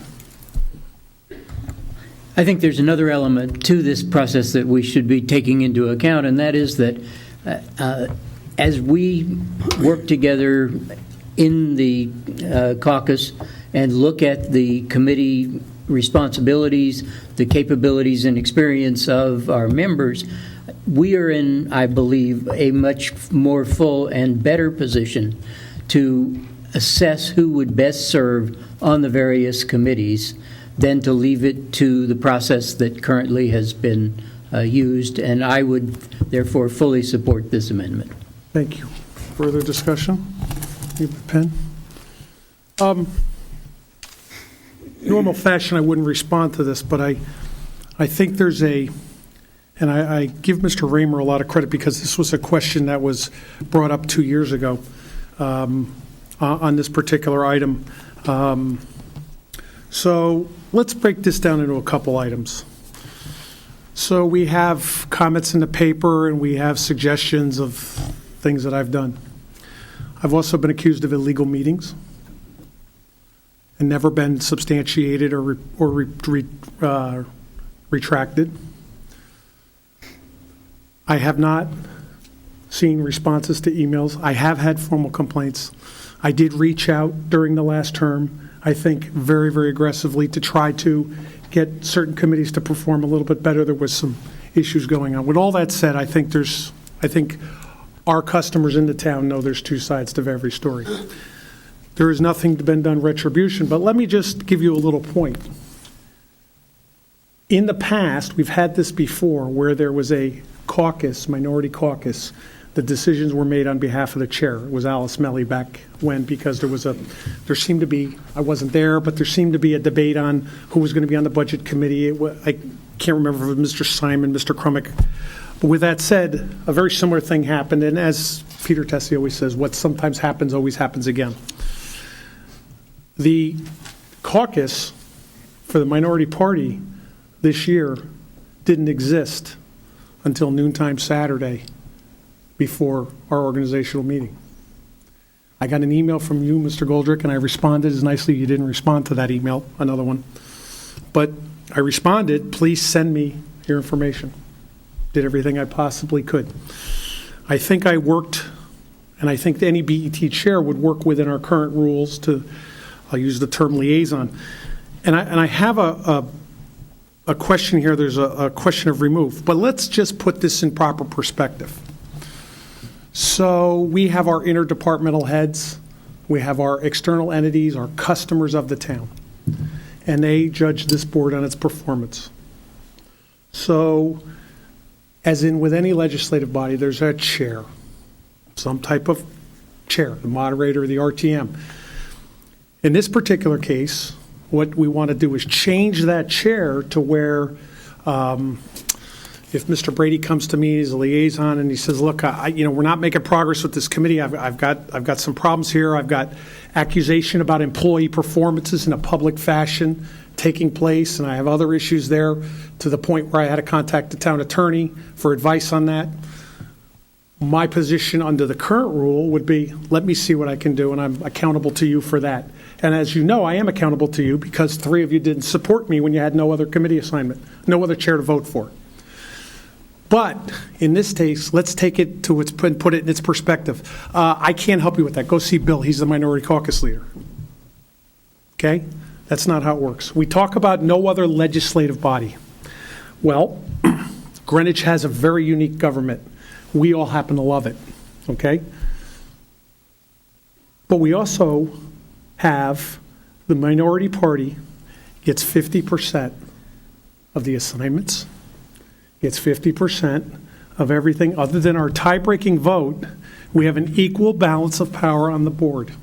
You heard Mr. Raymer suggest before about if a minority caucus wanted to get an item on the agenda and it was looked at as a minority item. It's a reciprocal item. It's even for both parties, for a member in both parties. Thank you very much.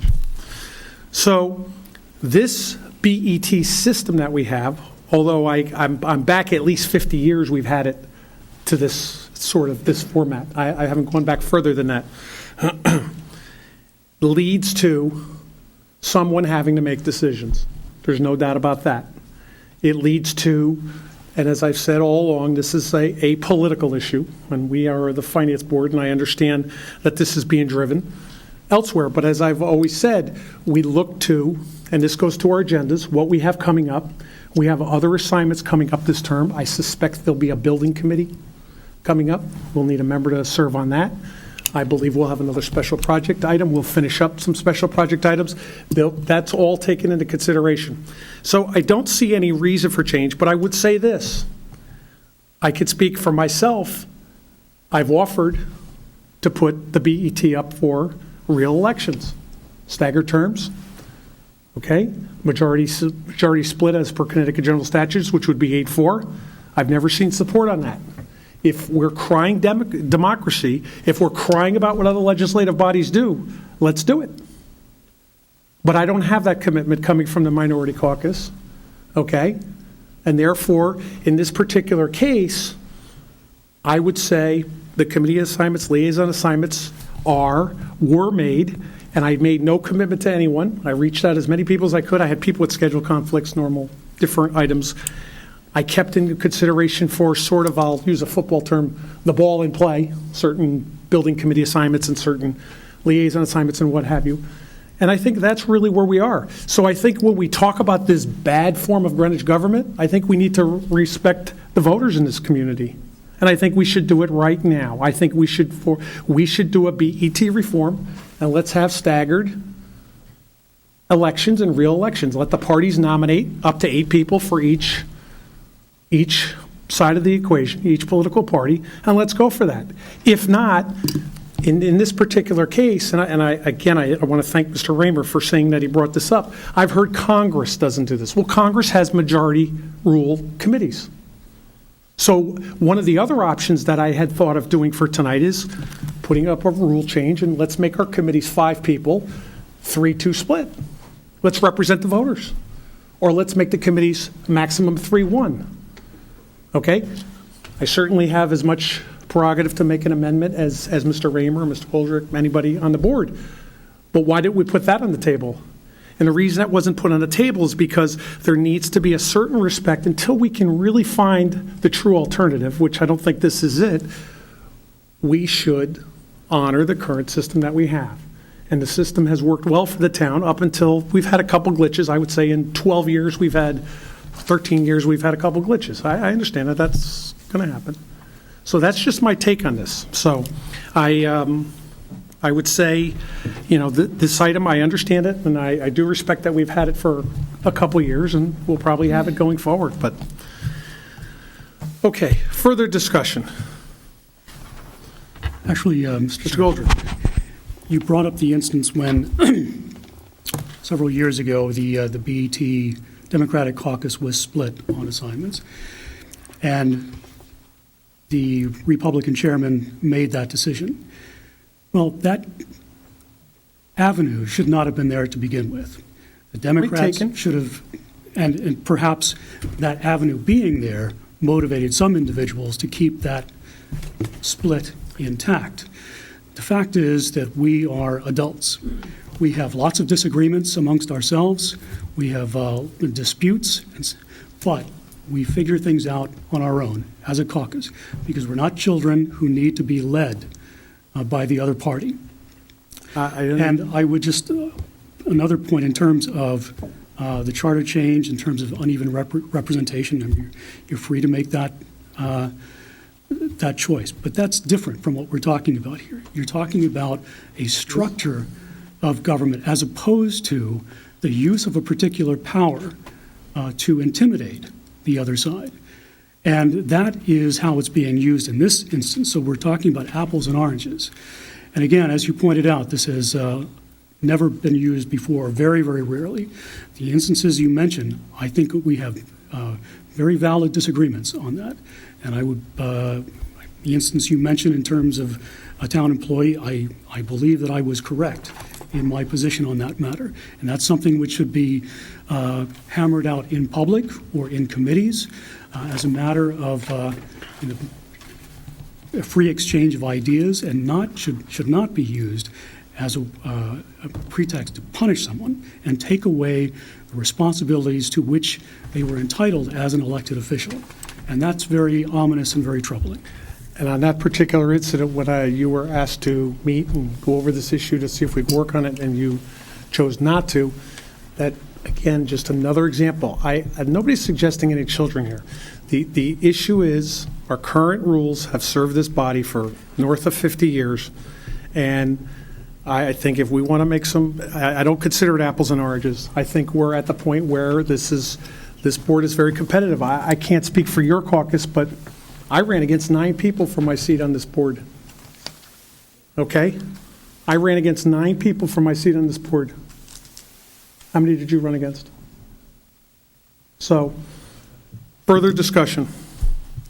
Okay, I'm going to call the question. All those in favor signify by saying aye. Aye. 1, 2, 3, 6. All those opposed? That motion has failed. Mr. Raymer. I have proposed a third amendment, Mr. Chairman. Let me read the amendment and then see if there's a second, and then if permitted, I would offer some discussion. I propose to insert at the bottom of page 37 some replacement language which would now read, the heading on it reads, BET action on the recommended budget, and the paragraph reads, at the BET meeting, where the BET Budget Committee's recommended budget is reviewed and discussed, each item proposed and any amendments proposed shall require 7 affirmative votes for approval as part of the appropriations to be forwarded to the RTM. Do I have a second? Second. Mr. Huffman seconded that. Mr. Raymer, discussion. There has been, in some of the prior dialogue on the prior 2 items, discussion about rules that have served this agency well for the past 50 years. It should be noted that I'm addressing here language which, after 50 years of usage, was changed for the first time 2 years ago. It's a new provision. We've had an oddity. As part of the proof of the functionality of this board, it's an oddity which has come up only very, very infrequently. The oddity that we had was that there's provision in the charter for the chair, who was appointed by the majority party, to have a tie-breaking vote.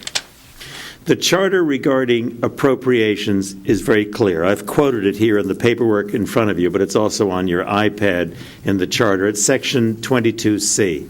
Section 22C says 7 affirmative votes of the board shall be required to determine the proposed appropriations. The important operative word there is determine. It seems to me that it is no stretch of the language for one to conclude from that any action by the BET which affects what is to be determined to be the appropriations is intended to have 7 affirmative votes.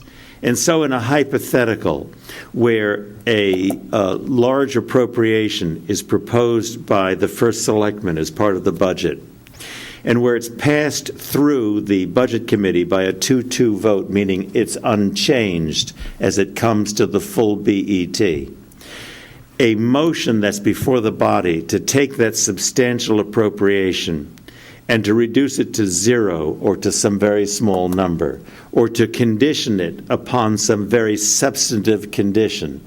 Those are things, those are changes which were highly determinative as to what the appropriation is going to end up being. And it is my belief that it would violate the charter for such a change to be made on an affirmative vote that is less than 7. Affirmative votes, clearly within the meaning of Section 22, includes the tie-breaking vote of the chair. The oddity that has existed historically on thankfully infrequent occasion was the effect where a minority party casts a single dissenting vote so that the resulting vote was 6-5-1, with a theory being put forward that therefore denies the chair his tie-breaking vote, which then can deny the 7th affirmative vote. I think that is truly a misfortune, and I've never been comfortable with it. But I don't believe that what we presently have in the Policy and Procedures Manual is the right answer. What we have done in the Policy and Procedures Manual was to create a fiction in which we said that notwithstanding the language of 22C, the only thing that actually requires 7 affirmative votes is the final vote on the whole budget to approve the budget. And all the changes along the way, in my hypothetical, to take the large appropriation and reduce it to $1, those are merely parliamentary moves, said the opinion of our town attorney, which is published in page 44 of our Policy and Procedures Manual. I think that's a breach of the wisdom of our founding fathers in the Charter. And I do not like, maybe it's because I'm a lawyer, but I do not like fast and loose with constitutional-like documents. I think these documents deserve a little greater level of respect. I would like to try and find other solutions to the 651 gambit. I think that's the right expression for it, the 651 gambit. I'd like to find other solutions for that, but this is not it. I don't want us to run roughshod over the policy that's set out in Section 22C. I think anything which determines an appropriation should be supported by 7 affirmative votes. If it didn't derive 7 affirmative votes, then the change should not be made. It should not be part of our appropriations, and that's the import of what I've raised here. Now, I owe an intellectual candor to my colleagues. I'm sorry to talk so long. And in that context, I have troubled over something which appears in Robert's Rules at Section 12. Robert's Rules was dealing with a slightly different thing, but Robert's Rules, in a single sentence of Robert's Rules, address the issue of what happens where, according to the bylaws of the body, a 2/3 vote is required. Is a 2/3 vote, therefore, required for every amendment that's made to the item? And Robert's Rules opined that it does not. You can make changes to the item by a simple majority vote, and then when by the successive votes to amend, approved or not approved, when you finally end up with an item, that item then, consistent with the bylaws of that organization, requires the 2/3 vote. I would say that that is an item that is a piece in Robert's Rules, an instrument that I have great respect for, and an instrument that we at page 22 of our Policy and Procedures Manual said that we wish to apply to the operations of this organization. My only response to that is that because this was not simply an operating rule, because this is our Constitution, our Charter, it is raised to a level higher than that which Robert's Rules was addressing. But I didn't want to fail to bring forth for your consumption that other piece. I remain convinced that the right handling of this is the 7 affirmative votes as required by the Charter. I raised this with you when you made the change 2 years. If you don't make the change, I will raise it again 2 years hence, because I believe that that's the right handling of our Charter. Thank you, Mr. If I Chair. may, before I open this up for conversation, for those of you who weren't here, for the public, this came out of the last term at the very beginning out of the Policy and Procedures Committee, if I'm not right, Mr. Right? This was new. This had to do with a question, the same question I think Mr. Ramers brought up. We did have a lengthy legal opinion from the town attorney. I understand. I truly understand. If you can't get the town attorney to change his mind, I couldn't. how am I going to do it? Certainly try. When this came up, and Mr. Finger, please chime in. It was you and Mr. Pellegrino at the time, and when this had come up, and it was it took us a while to understand that, and I do understand the point behind this, and I'm familiar with Robert's Rules, but I can't support this. The town attorney gave us an opinion just 20-something months ago that this is how it is. And I, other than, as he said, if you want to change Section 22C, but Mr. Finger, do you have? Well, what I will say is that Joe Pellegrino and I, in the previous term, spent an awful lot of time, well, we spent a lot of time on the Policies and Procedures Manual in general, but we spent a lot of time on this particular point, and a lot of that time was spent with Wayne Fox and Gene McLaughlin going back through legislative history, the state level, special acts going back to the 30s, and the result of all those discussions and meetings is the opinion that you see in the appendix to the Policies and Procedures. Further discussion? All those in, I'm sorry, there's a, oh, I'm sorry, Mr. Huffman. I seconded this because I believe that this is a clearer and more appropriate manner for us to determine the specifics of these various appropriations. And I think we would have a better system if we had this in place. This one, there is some logic behind. I think the item here is, my sense is that in the 30s, when they were doing this, they wanted this board to be able to have a mechanism to move items rather than in other boards in town where it could be a 4-4 vote and the item is just sitting there. It can't get a majority. I think that's where this comes from. And I think the 7th vote, for those unfamiliar, if we want to change the authority and power of the BET, it's very specific that there's no tie-breaking vote. We need 7 of the affirmative of the human beings here. So, you know, I have understood that, but you and Mr. Fox need to have lunch. All those in favor, signify by saying aye. aye. 1, 2, 3. Opposed? 1, 2, 3, 4, 5, 6, 7, 8, 9. 3-9. That's one better than I got 2 years ago. Let me just make a comment before we get back to the original item. Here's a prime example of a member doing things, doing the homework, getting it to us, you know, having it on the agenda, and I sincerely appreciate your hard work. That brings the original motion for acceptance of the Board of Estimate and Taxation. It's called reference book on the cover. What do we? Policy and procedure. It's our policy procedure manual for the 2014-16. Further discussion on the original motion. Mr. Chairman? Ms. Kiernan.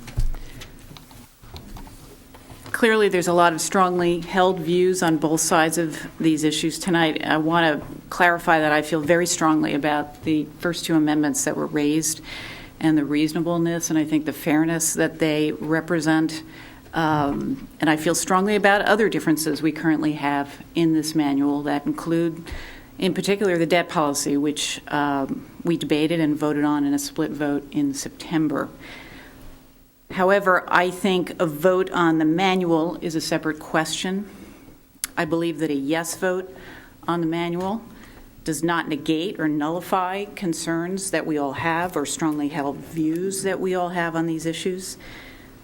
I also believe very strongly in sound governance, in functioning together as an elected board in a productive way, according to the hundreds and hundreds of rules, really, that are contained in this manual, where I think elected to function in a productive way and serve the community. And so I just want to clarify my vote, which will be in favor of the manual. Further discussion on the original item. Mr. Finger? I, too, would like to go on the record and indicate my strong support for the first 2 motions identified as Amendment 1 and Amendment 2.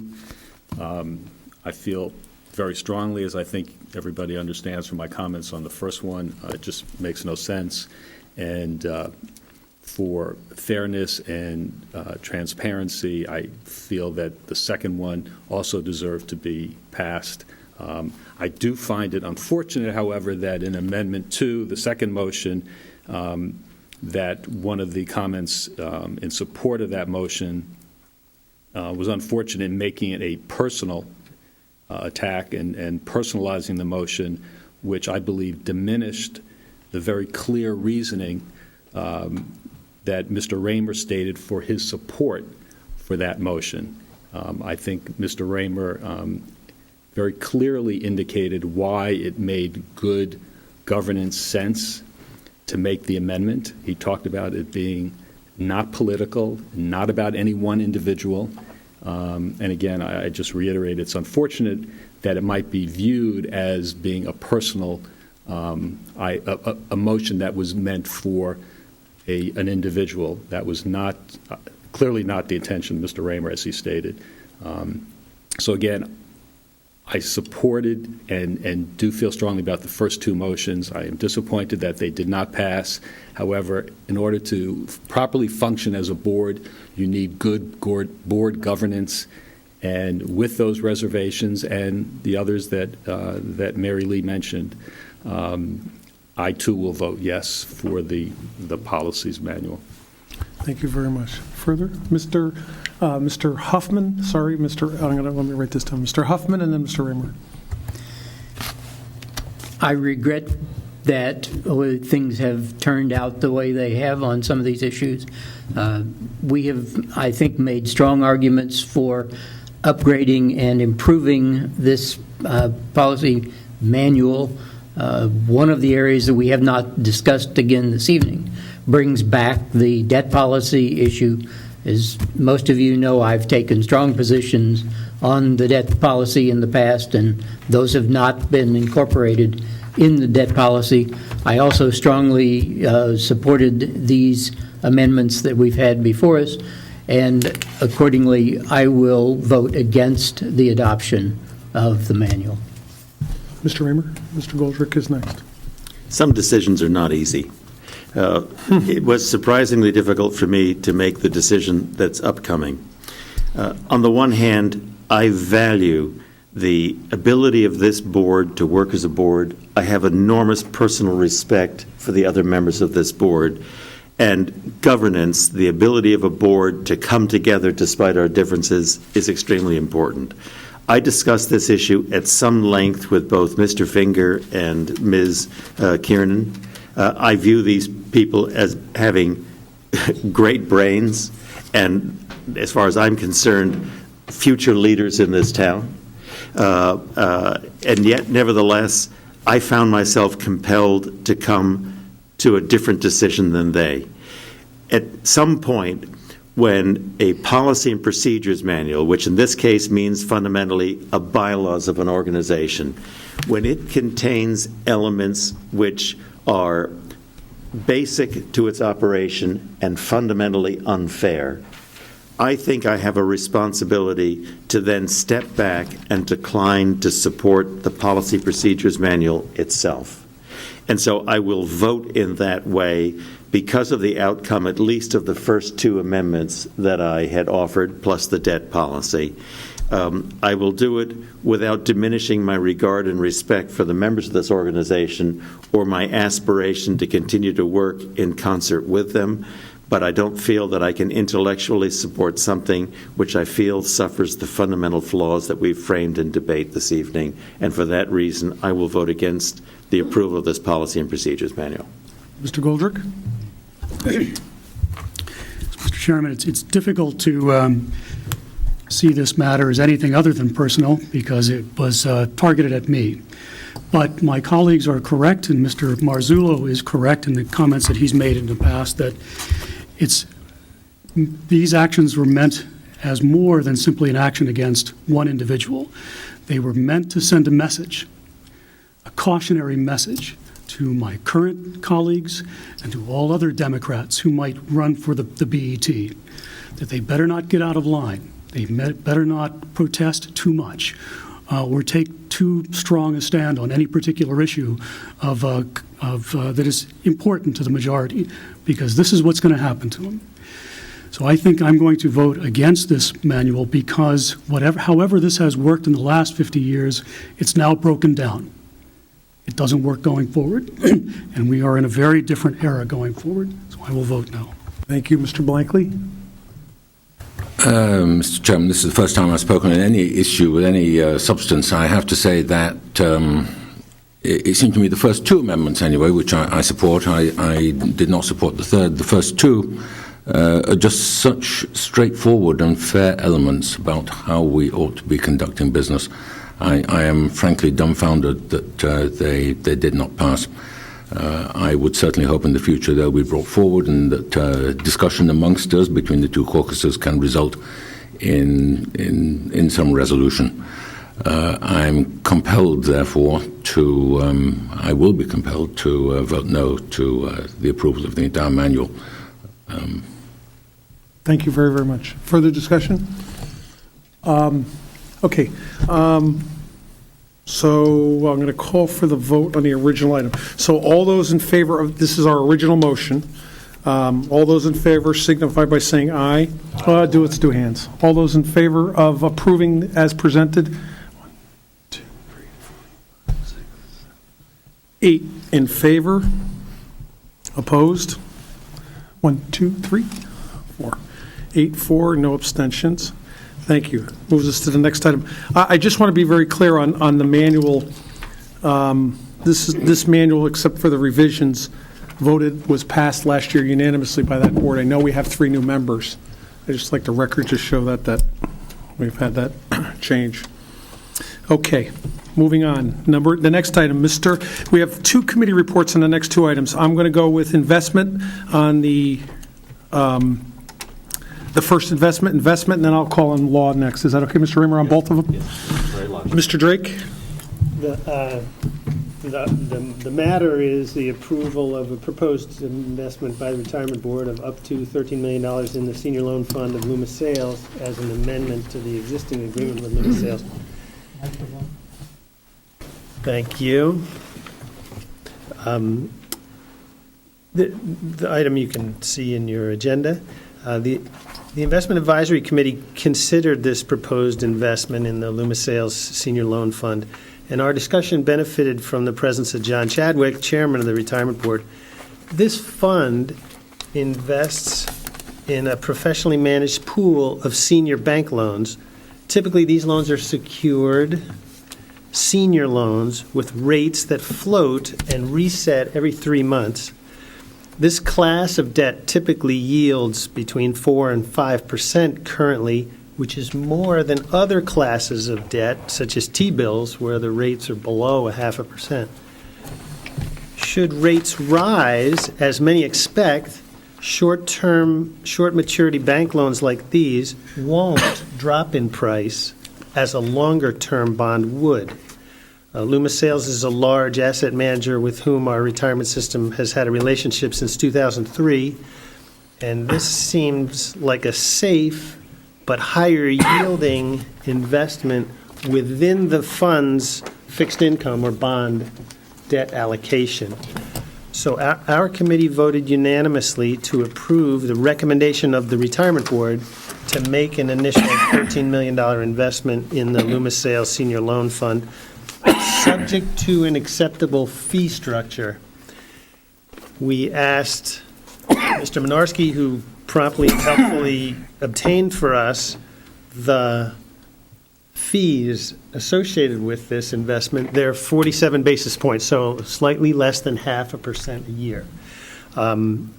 So that was a subsequent information that was helpful. In effect, our committee unanimously voted to approve this item. Okay, Mr. Reamer? Unanimously. And the Law Committee approved it by a vote of 2-0. We had the benefit at that point of the recommendation from our pension investment advisor, NEPC. We also had the vote of the Retirement Board itself, which had voted unanimously to recommend it. We did not yet at that point know the results of the Investment Advisory Committee, which in fact met the following day.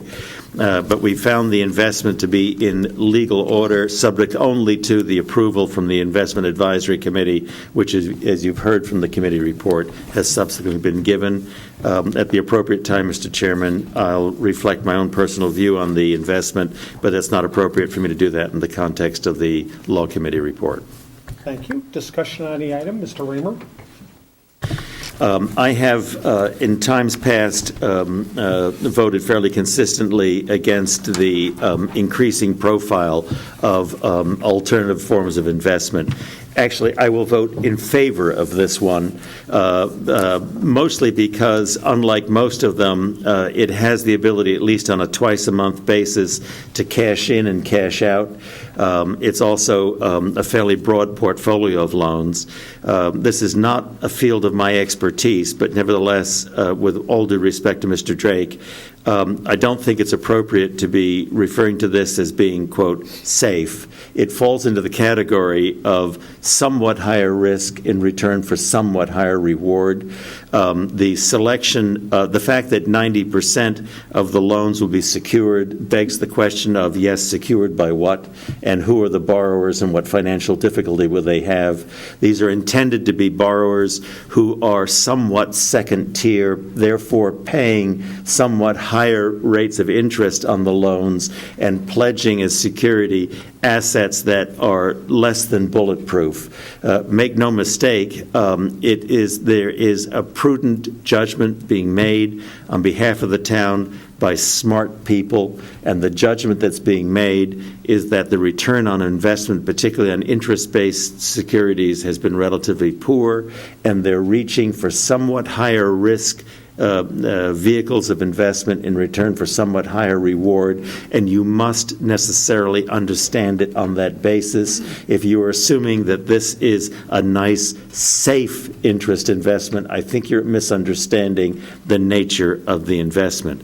I will nevertheless vote in favor of it. I do, however, still persist with my regret of the expressed investment strategy of the Retirement Board, and that is to be investing fully 25% of the $360 or so million portfolio in unregulated alternative vehicles of investment, which I continue to believe is being too high, but it won't affect the vote on this particular item for me. Thank you, Mr. Chairman. Further discussion? Nancy Weschler? Mr. Drake, can you share with us what the credit quality parameters are of the pool? I mean, if you're looking at ratings or whatever in terms of investment criteria. Can you give me a minute to pull it up on my iPad? Sure, no problem. Go to another question, I guess, as you're doing that. I will come back to you. Mr. Huffman, then Mr. Goldberg. We're not going to wait for him? He wants to look it up. He asked if we could postpone that question and come back. Sure. I voted to support this in the investment committee. I have some reservations about it, but I do recognize and am favorable toward going to a wider set of investment alternatives. This seems to me to have some protections to it and to provide for a higher return. I am troubled at the size of the fees that we will be paying, given some alternative investments in this general characterization. But I think that we should support this, and we ought to observe it, see how it goes, and see how we move forward with regard to this. Thank you. Mr. Goldberg?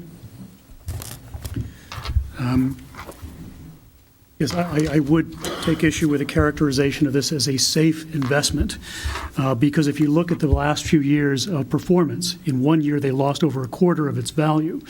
Then it went up the next year. Then there was 1 year where it only earned 2%. The current yield is about 4.5%, and they give away 10% of that in a fee.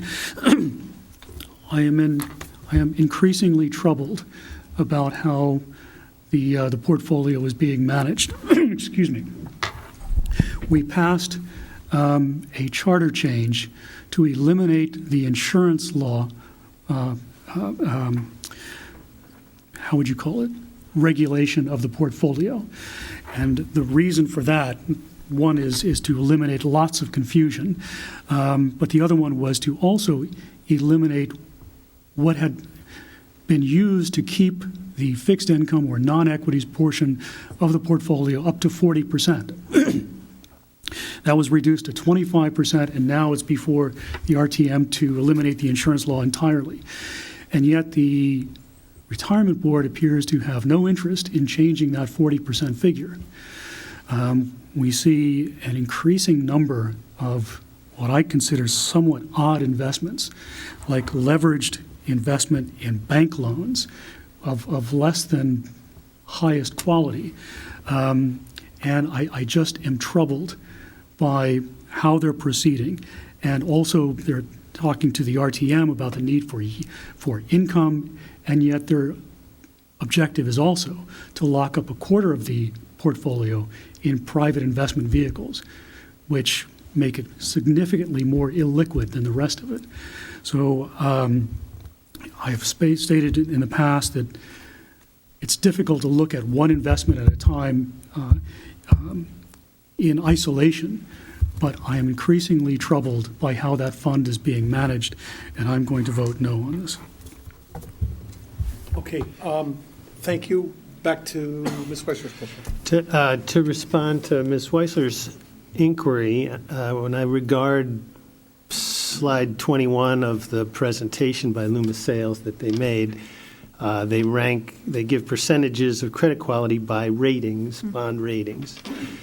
To summarize, 50% of it is rated B, and 41% additionally is rated double B. So, not being an expert in ratings, perhaps you are.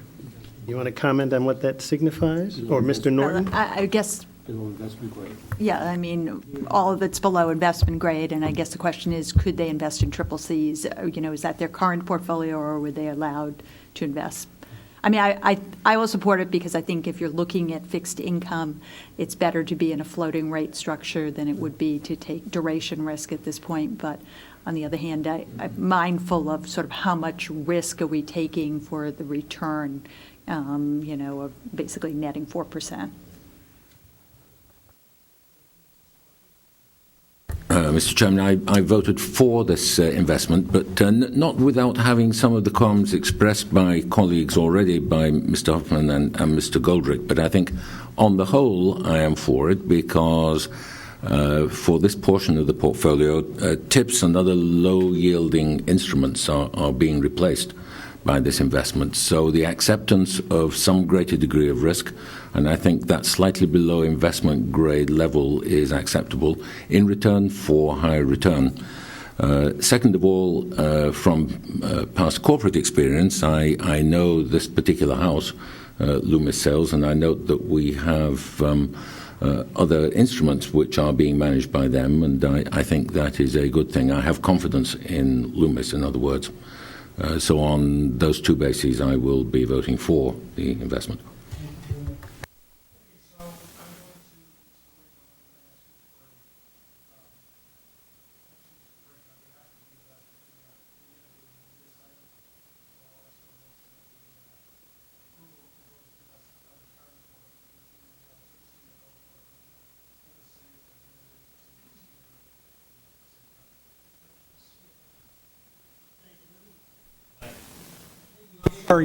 Sorry. I think the retirement board asked us to phrase it, and so I'm working particularly with their phraseology. Okay. So I'm trying to make it identical to what we adopted in committee, if I may. So I think the motion was to approve the recommendation of the retirement board to make an initial $13 million investment in the Loomis Sales Senior Loan Fund. I'll second that. Okay, moved and second. Okay, we never really did that. Mr. Raymer? Well, point of order. I'm sorry. Point of order. I want to be careful to be sure that there's not an implication that we have already approved their ability to invest more than the $13 million. I would rather, if Mr. Drake would accept it, I would rather see the word initial deleted. It's understood that I will take from that no suggestion that they will not be coming back to us for authority to do more. But from a law committee standpoint and from a standpoint of my own personal judgments, I would rather just see us deal with an issue of an authorization to invest up to $13 million without necessarily the implication that we've previously agreed to some expectation that we will approve more. Can I comment on Yes, that? Mr. Drake? What I'm responding to was Larry Simon's particular and direct request of the committee to use the words "and initial" and not the words "have up to." I think you've touched upon the governance issue. If it were to be larger, I think it returns to this body. But since Mr. Simon asked me that 3 times in express language, that is what our committee considered and adopted and recommend.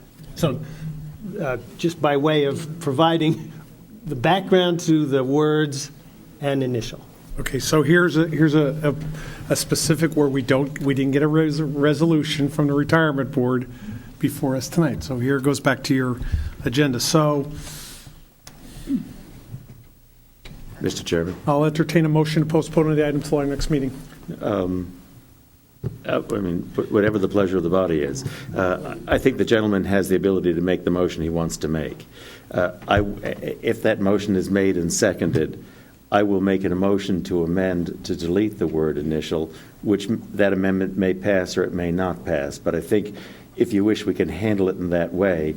I hear very often from the retirement board profound regret that it takes us forever to get to the point where we're approving things. Okay. And so I'm not encouraging bumping this over to another meeting. I'd rather just test the body's pleasure on the presence or the absence of the word. I don't think Mr. Simon, who sat brilliantly on this board for a very long time, but he's not here now. Right. It's I up to understand. us to make our own decision on the wording of our own motions. Right. And so I think capable Mr. Drake should frame his motion. Let's see where we go from there. Okay, Mr. Chairman, could I, Mr. Goldrick? I'm sorry, you lost me here. I'm confused as to what the wording is and what was added at this meeting. Could you? Nothing whatsoever has been added. At the meeting, we specifically made, and it's in our minutes, our committee's minutes, the wording was that our committee voted unanimously to approve the recommendation of the retirement board to make an initial $13 million investment. So that is what we considered and voted in committee, and it's what I sent forth for the board tonight. And that is before us. If we get a second, well, it's on behalf of a committee, so it's before us. Mr. Raymer is saying if we will get that before us, he would make a motion to amend to delete some language, The word initial. and then we would then vote on the item as amended. So, Mr. Goldrick? If I may, I think Mr. Raymer makes a good point. You know, the history of this has been that the retirement board has wanted to get far more leeway in their investments and have not been happy with having come to the BET on a number of occasions. So going back to PIMCO, they requested that we approve investments in 9 different PIMCO funds, only one of which they actually intended to invest in. And I'm a little troubled by the up to, because at that point, they were talking about maybe we'll just say we'll put $100 in or something like that and just give us the leeway so they won't have to come to the BET. But given the way this fund has been performing, I think it is prudent of the BET to not give up any prerogatives and be able to scrutinize these investments. So I would support taking out the word initial. If they want to put in more, then they should come back to this body and also tell us how it's performed over that time. Okay, so. Mr. Chairman. Oh, okay. So Mr. Huffman, Mr. Norton, Ms. Kiernan, I will ask for a motion at 7:45, maybe 7:50 to suspend the meeting. So I understand the concern. So we have a motion from the committee in front of us. Discussion on that motion. Just point of clarification. I'm sorry, I'm jumping in here, but Mr. Goldrick said up to, but that is not, as I understand it, part of the current motion. Correct. Is that correct? Correct. Okay, thank you. Even Okay. though that is the wording on our agenda. No. The wording on your agenda should says up be. to. Peter? Well, sorry. Not good. This is. Do you have anything official from the retirement board? I have, first of all, the word initial is the most important word in this resolution here. Mr. Chadwick attended the investment committee meeting, and prior to that meeting, the liaisons met with Mr. Simon and Mr. Chadwick. I couldn't attend. Obviously, I would create a quorum of the retirement board. The motion at the investment committee meeting was, per the minutes, granted they're not approved, they're subject to approval. The BET Investment Advisory Committee recommends to the full BET an initial investment of $13 million in the senior loan fund of Loomis Sales as an amendment to the existing agreement with Loomis Sales, and then further, at that time, subject to the confirmation of the fee structure. The intent of the word initial and up to is they do not want a cap of $13 million. Is that clear? Okay. That's the intent of these words. They do not want it capped at $13 million. Okay. Mr. Raymer, I'm going to entertain your motion to postpone this item for a month. There's too much ambiguity here. between what is being said, and unfortunately, I won't support either one. I want to be very clear. I won't support it. Ms. Tarkington, on the motion before us. Well, on the motion before us, up to,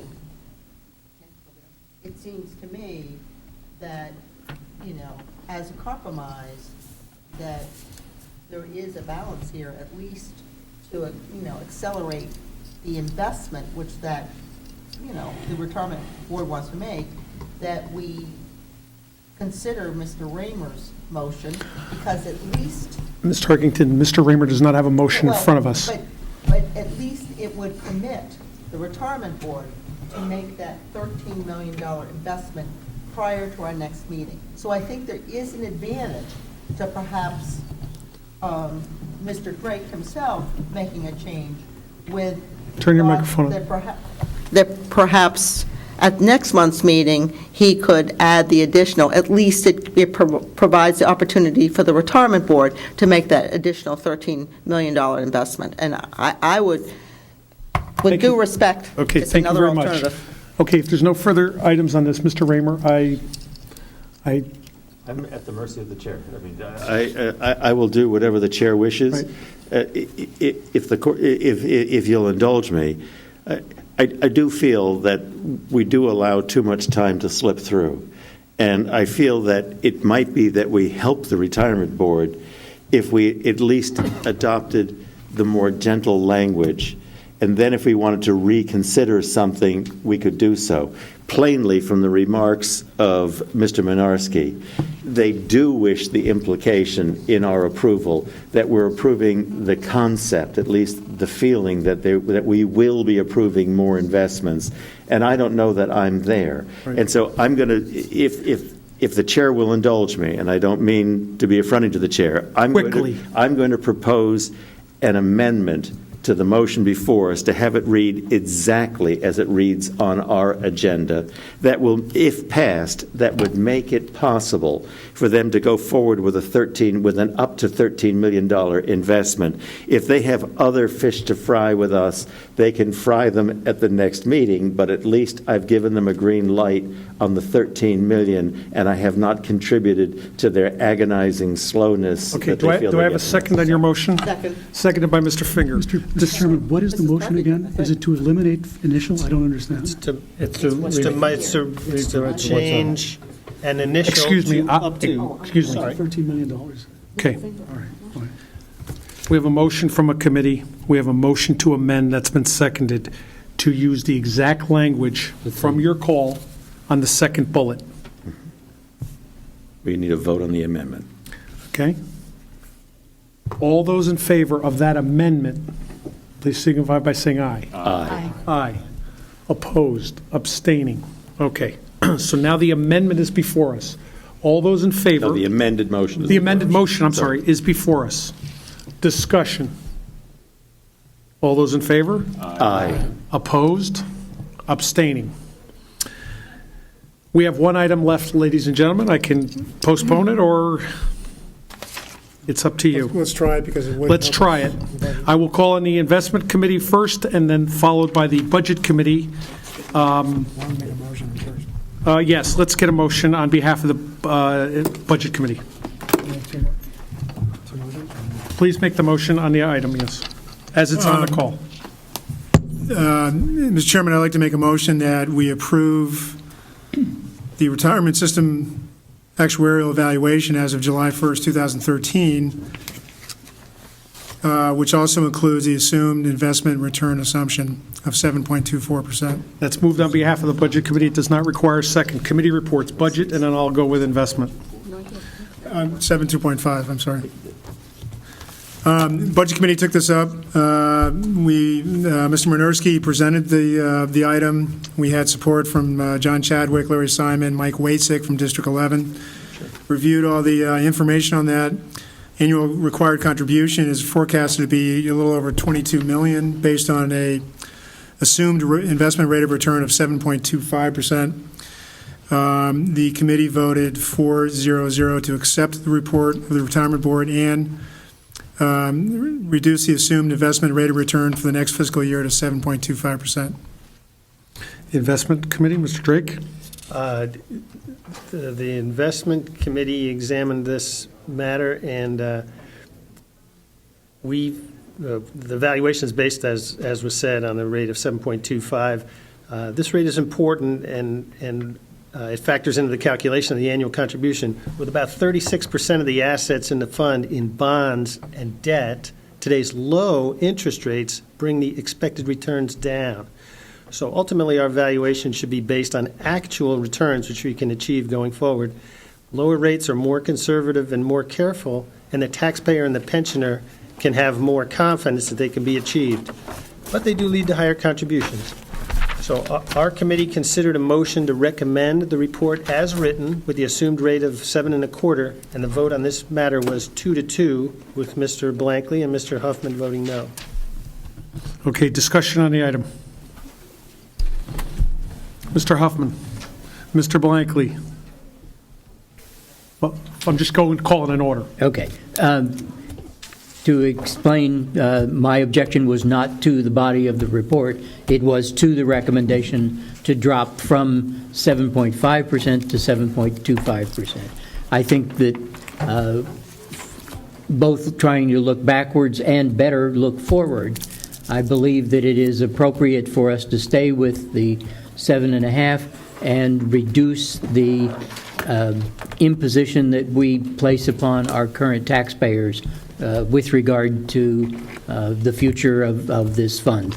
I recognize that there is something of a risk factor, but we have seen, fortunately, in the last periods, improved returns in the funds that we have, and I think it is therefore appropriate to stay with the 7.5.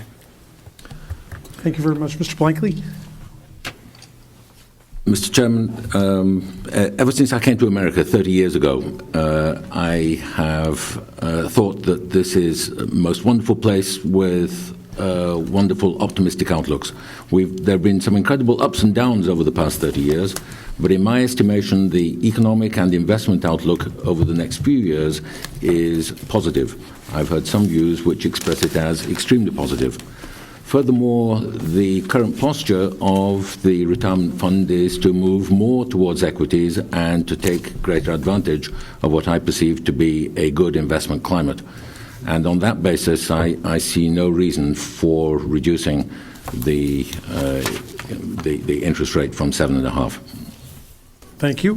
Ms. Weisler? I will support the reduction, or the proposed reduction, to 7.25%. I think to the extent that we have a higher rate of return assumption, we would be encouraging the retirement board to position themselves in higher, riskier assets, and given the nature of our retirement obligations, I'm not comfortable with that. Also, if you look in the actuarial report, if you look out 20 years, we still have a $60 million unfunded pension liability. So I think we need to continue to move as possible to reduce that unfunded pension liability and not to encourage our investment professionals to reach for more yield. Okay. Mr. Goldrick? I would just like to remind the members here that you voted for a 3% increase in the budget, which is roughly about $12 million. So this increase at 7.25%, the increase in the annual required contribution, is a quarter of that entire increase for the year. So this is over $1 million that would be reduced from that amount. Rather than encouraging the pension fund to go into risky investments, what we're doing actually is approving their keeping too much in fixed income that we were wanting to reduce. Close that door. I'm sorry, Mr. Goldrick. It's just noisy. Wanting to reduce to begin with. We have outperformed that benchmark of 7.5%. And I think we do want to see a restructuring of the portfolio. So I don't think it's necessary at this time, really, and we have other priorities.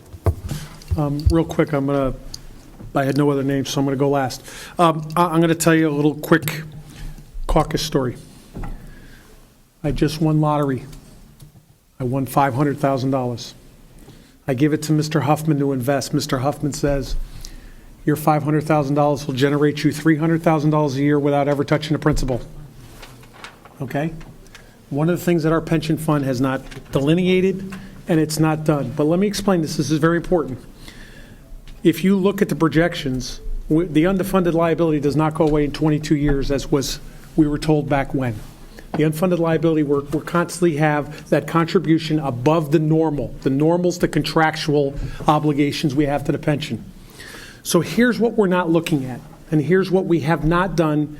And I want to go back to a sensitive subject because, and I'll say this to you directly if I may, Mr. Goldrick, I didn't have this thought, and I know you and I talked about this for the last couple of years. If I go to Mr. Huffman and I say I can live on $300,000 a year and I never touch the principal, that's fine. But if I start living on $700,000 a year, I'm going to eat up not only my investment income, but I'm going to eat up my principal. There's projections in the pension fund where we'll have years of $50 million in benefits being paid out in the short future. I have not seen that model. We need to be able to test the pension to see if we're closing the gap or if the contractual obligations that are going on in labor contracts are pulling at a faster rate than the actuary is taking into consideration on the fund, pulling down of the asset. I'm not a pension person, I'm not a finance person, but by the same token, I want you to understand, I don't think that we are doing that as a town. You know, we made a conscious decision to not put new enrollees in except for the public safety. Well, that had an impact because you lose annual income.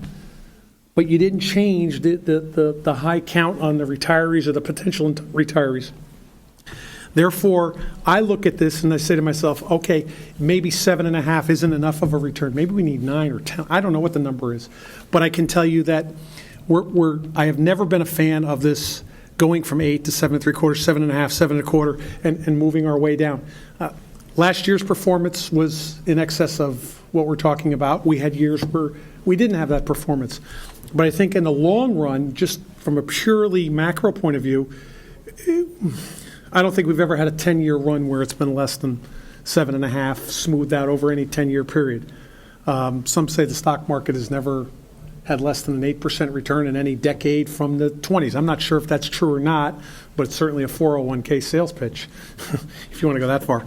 But so that's just my position on this. But the item is before us. We have some charter obligations here.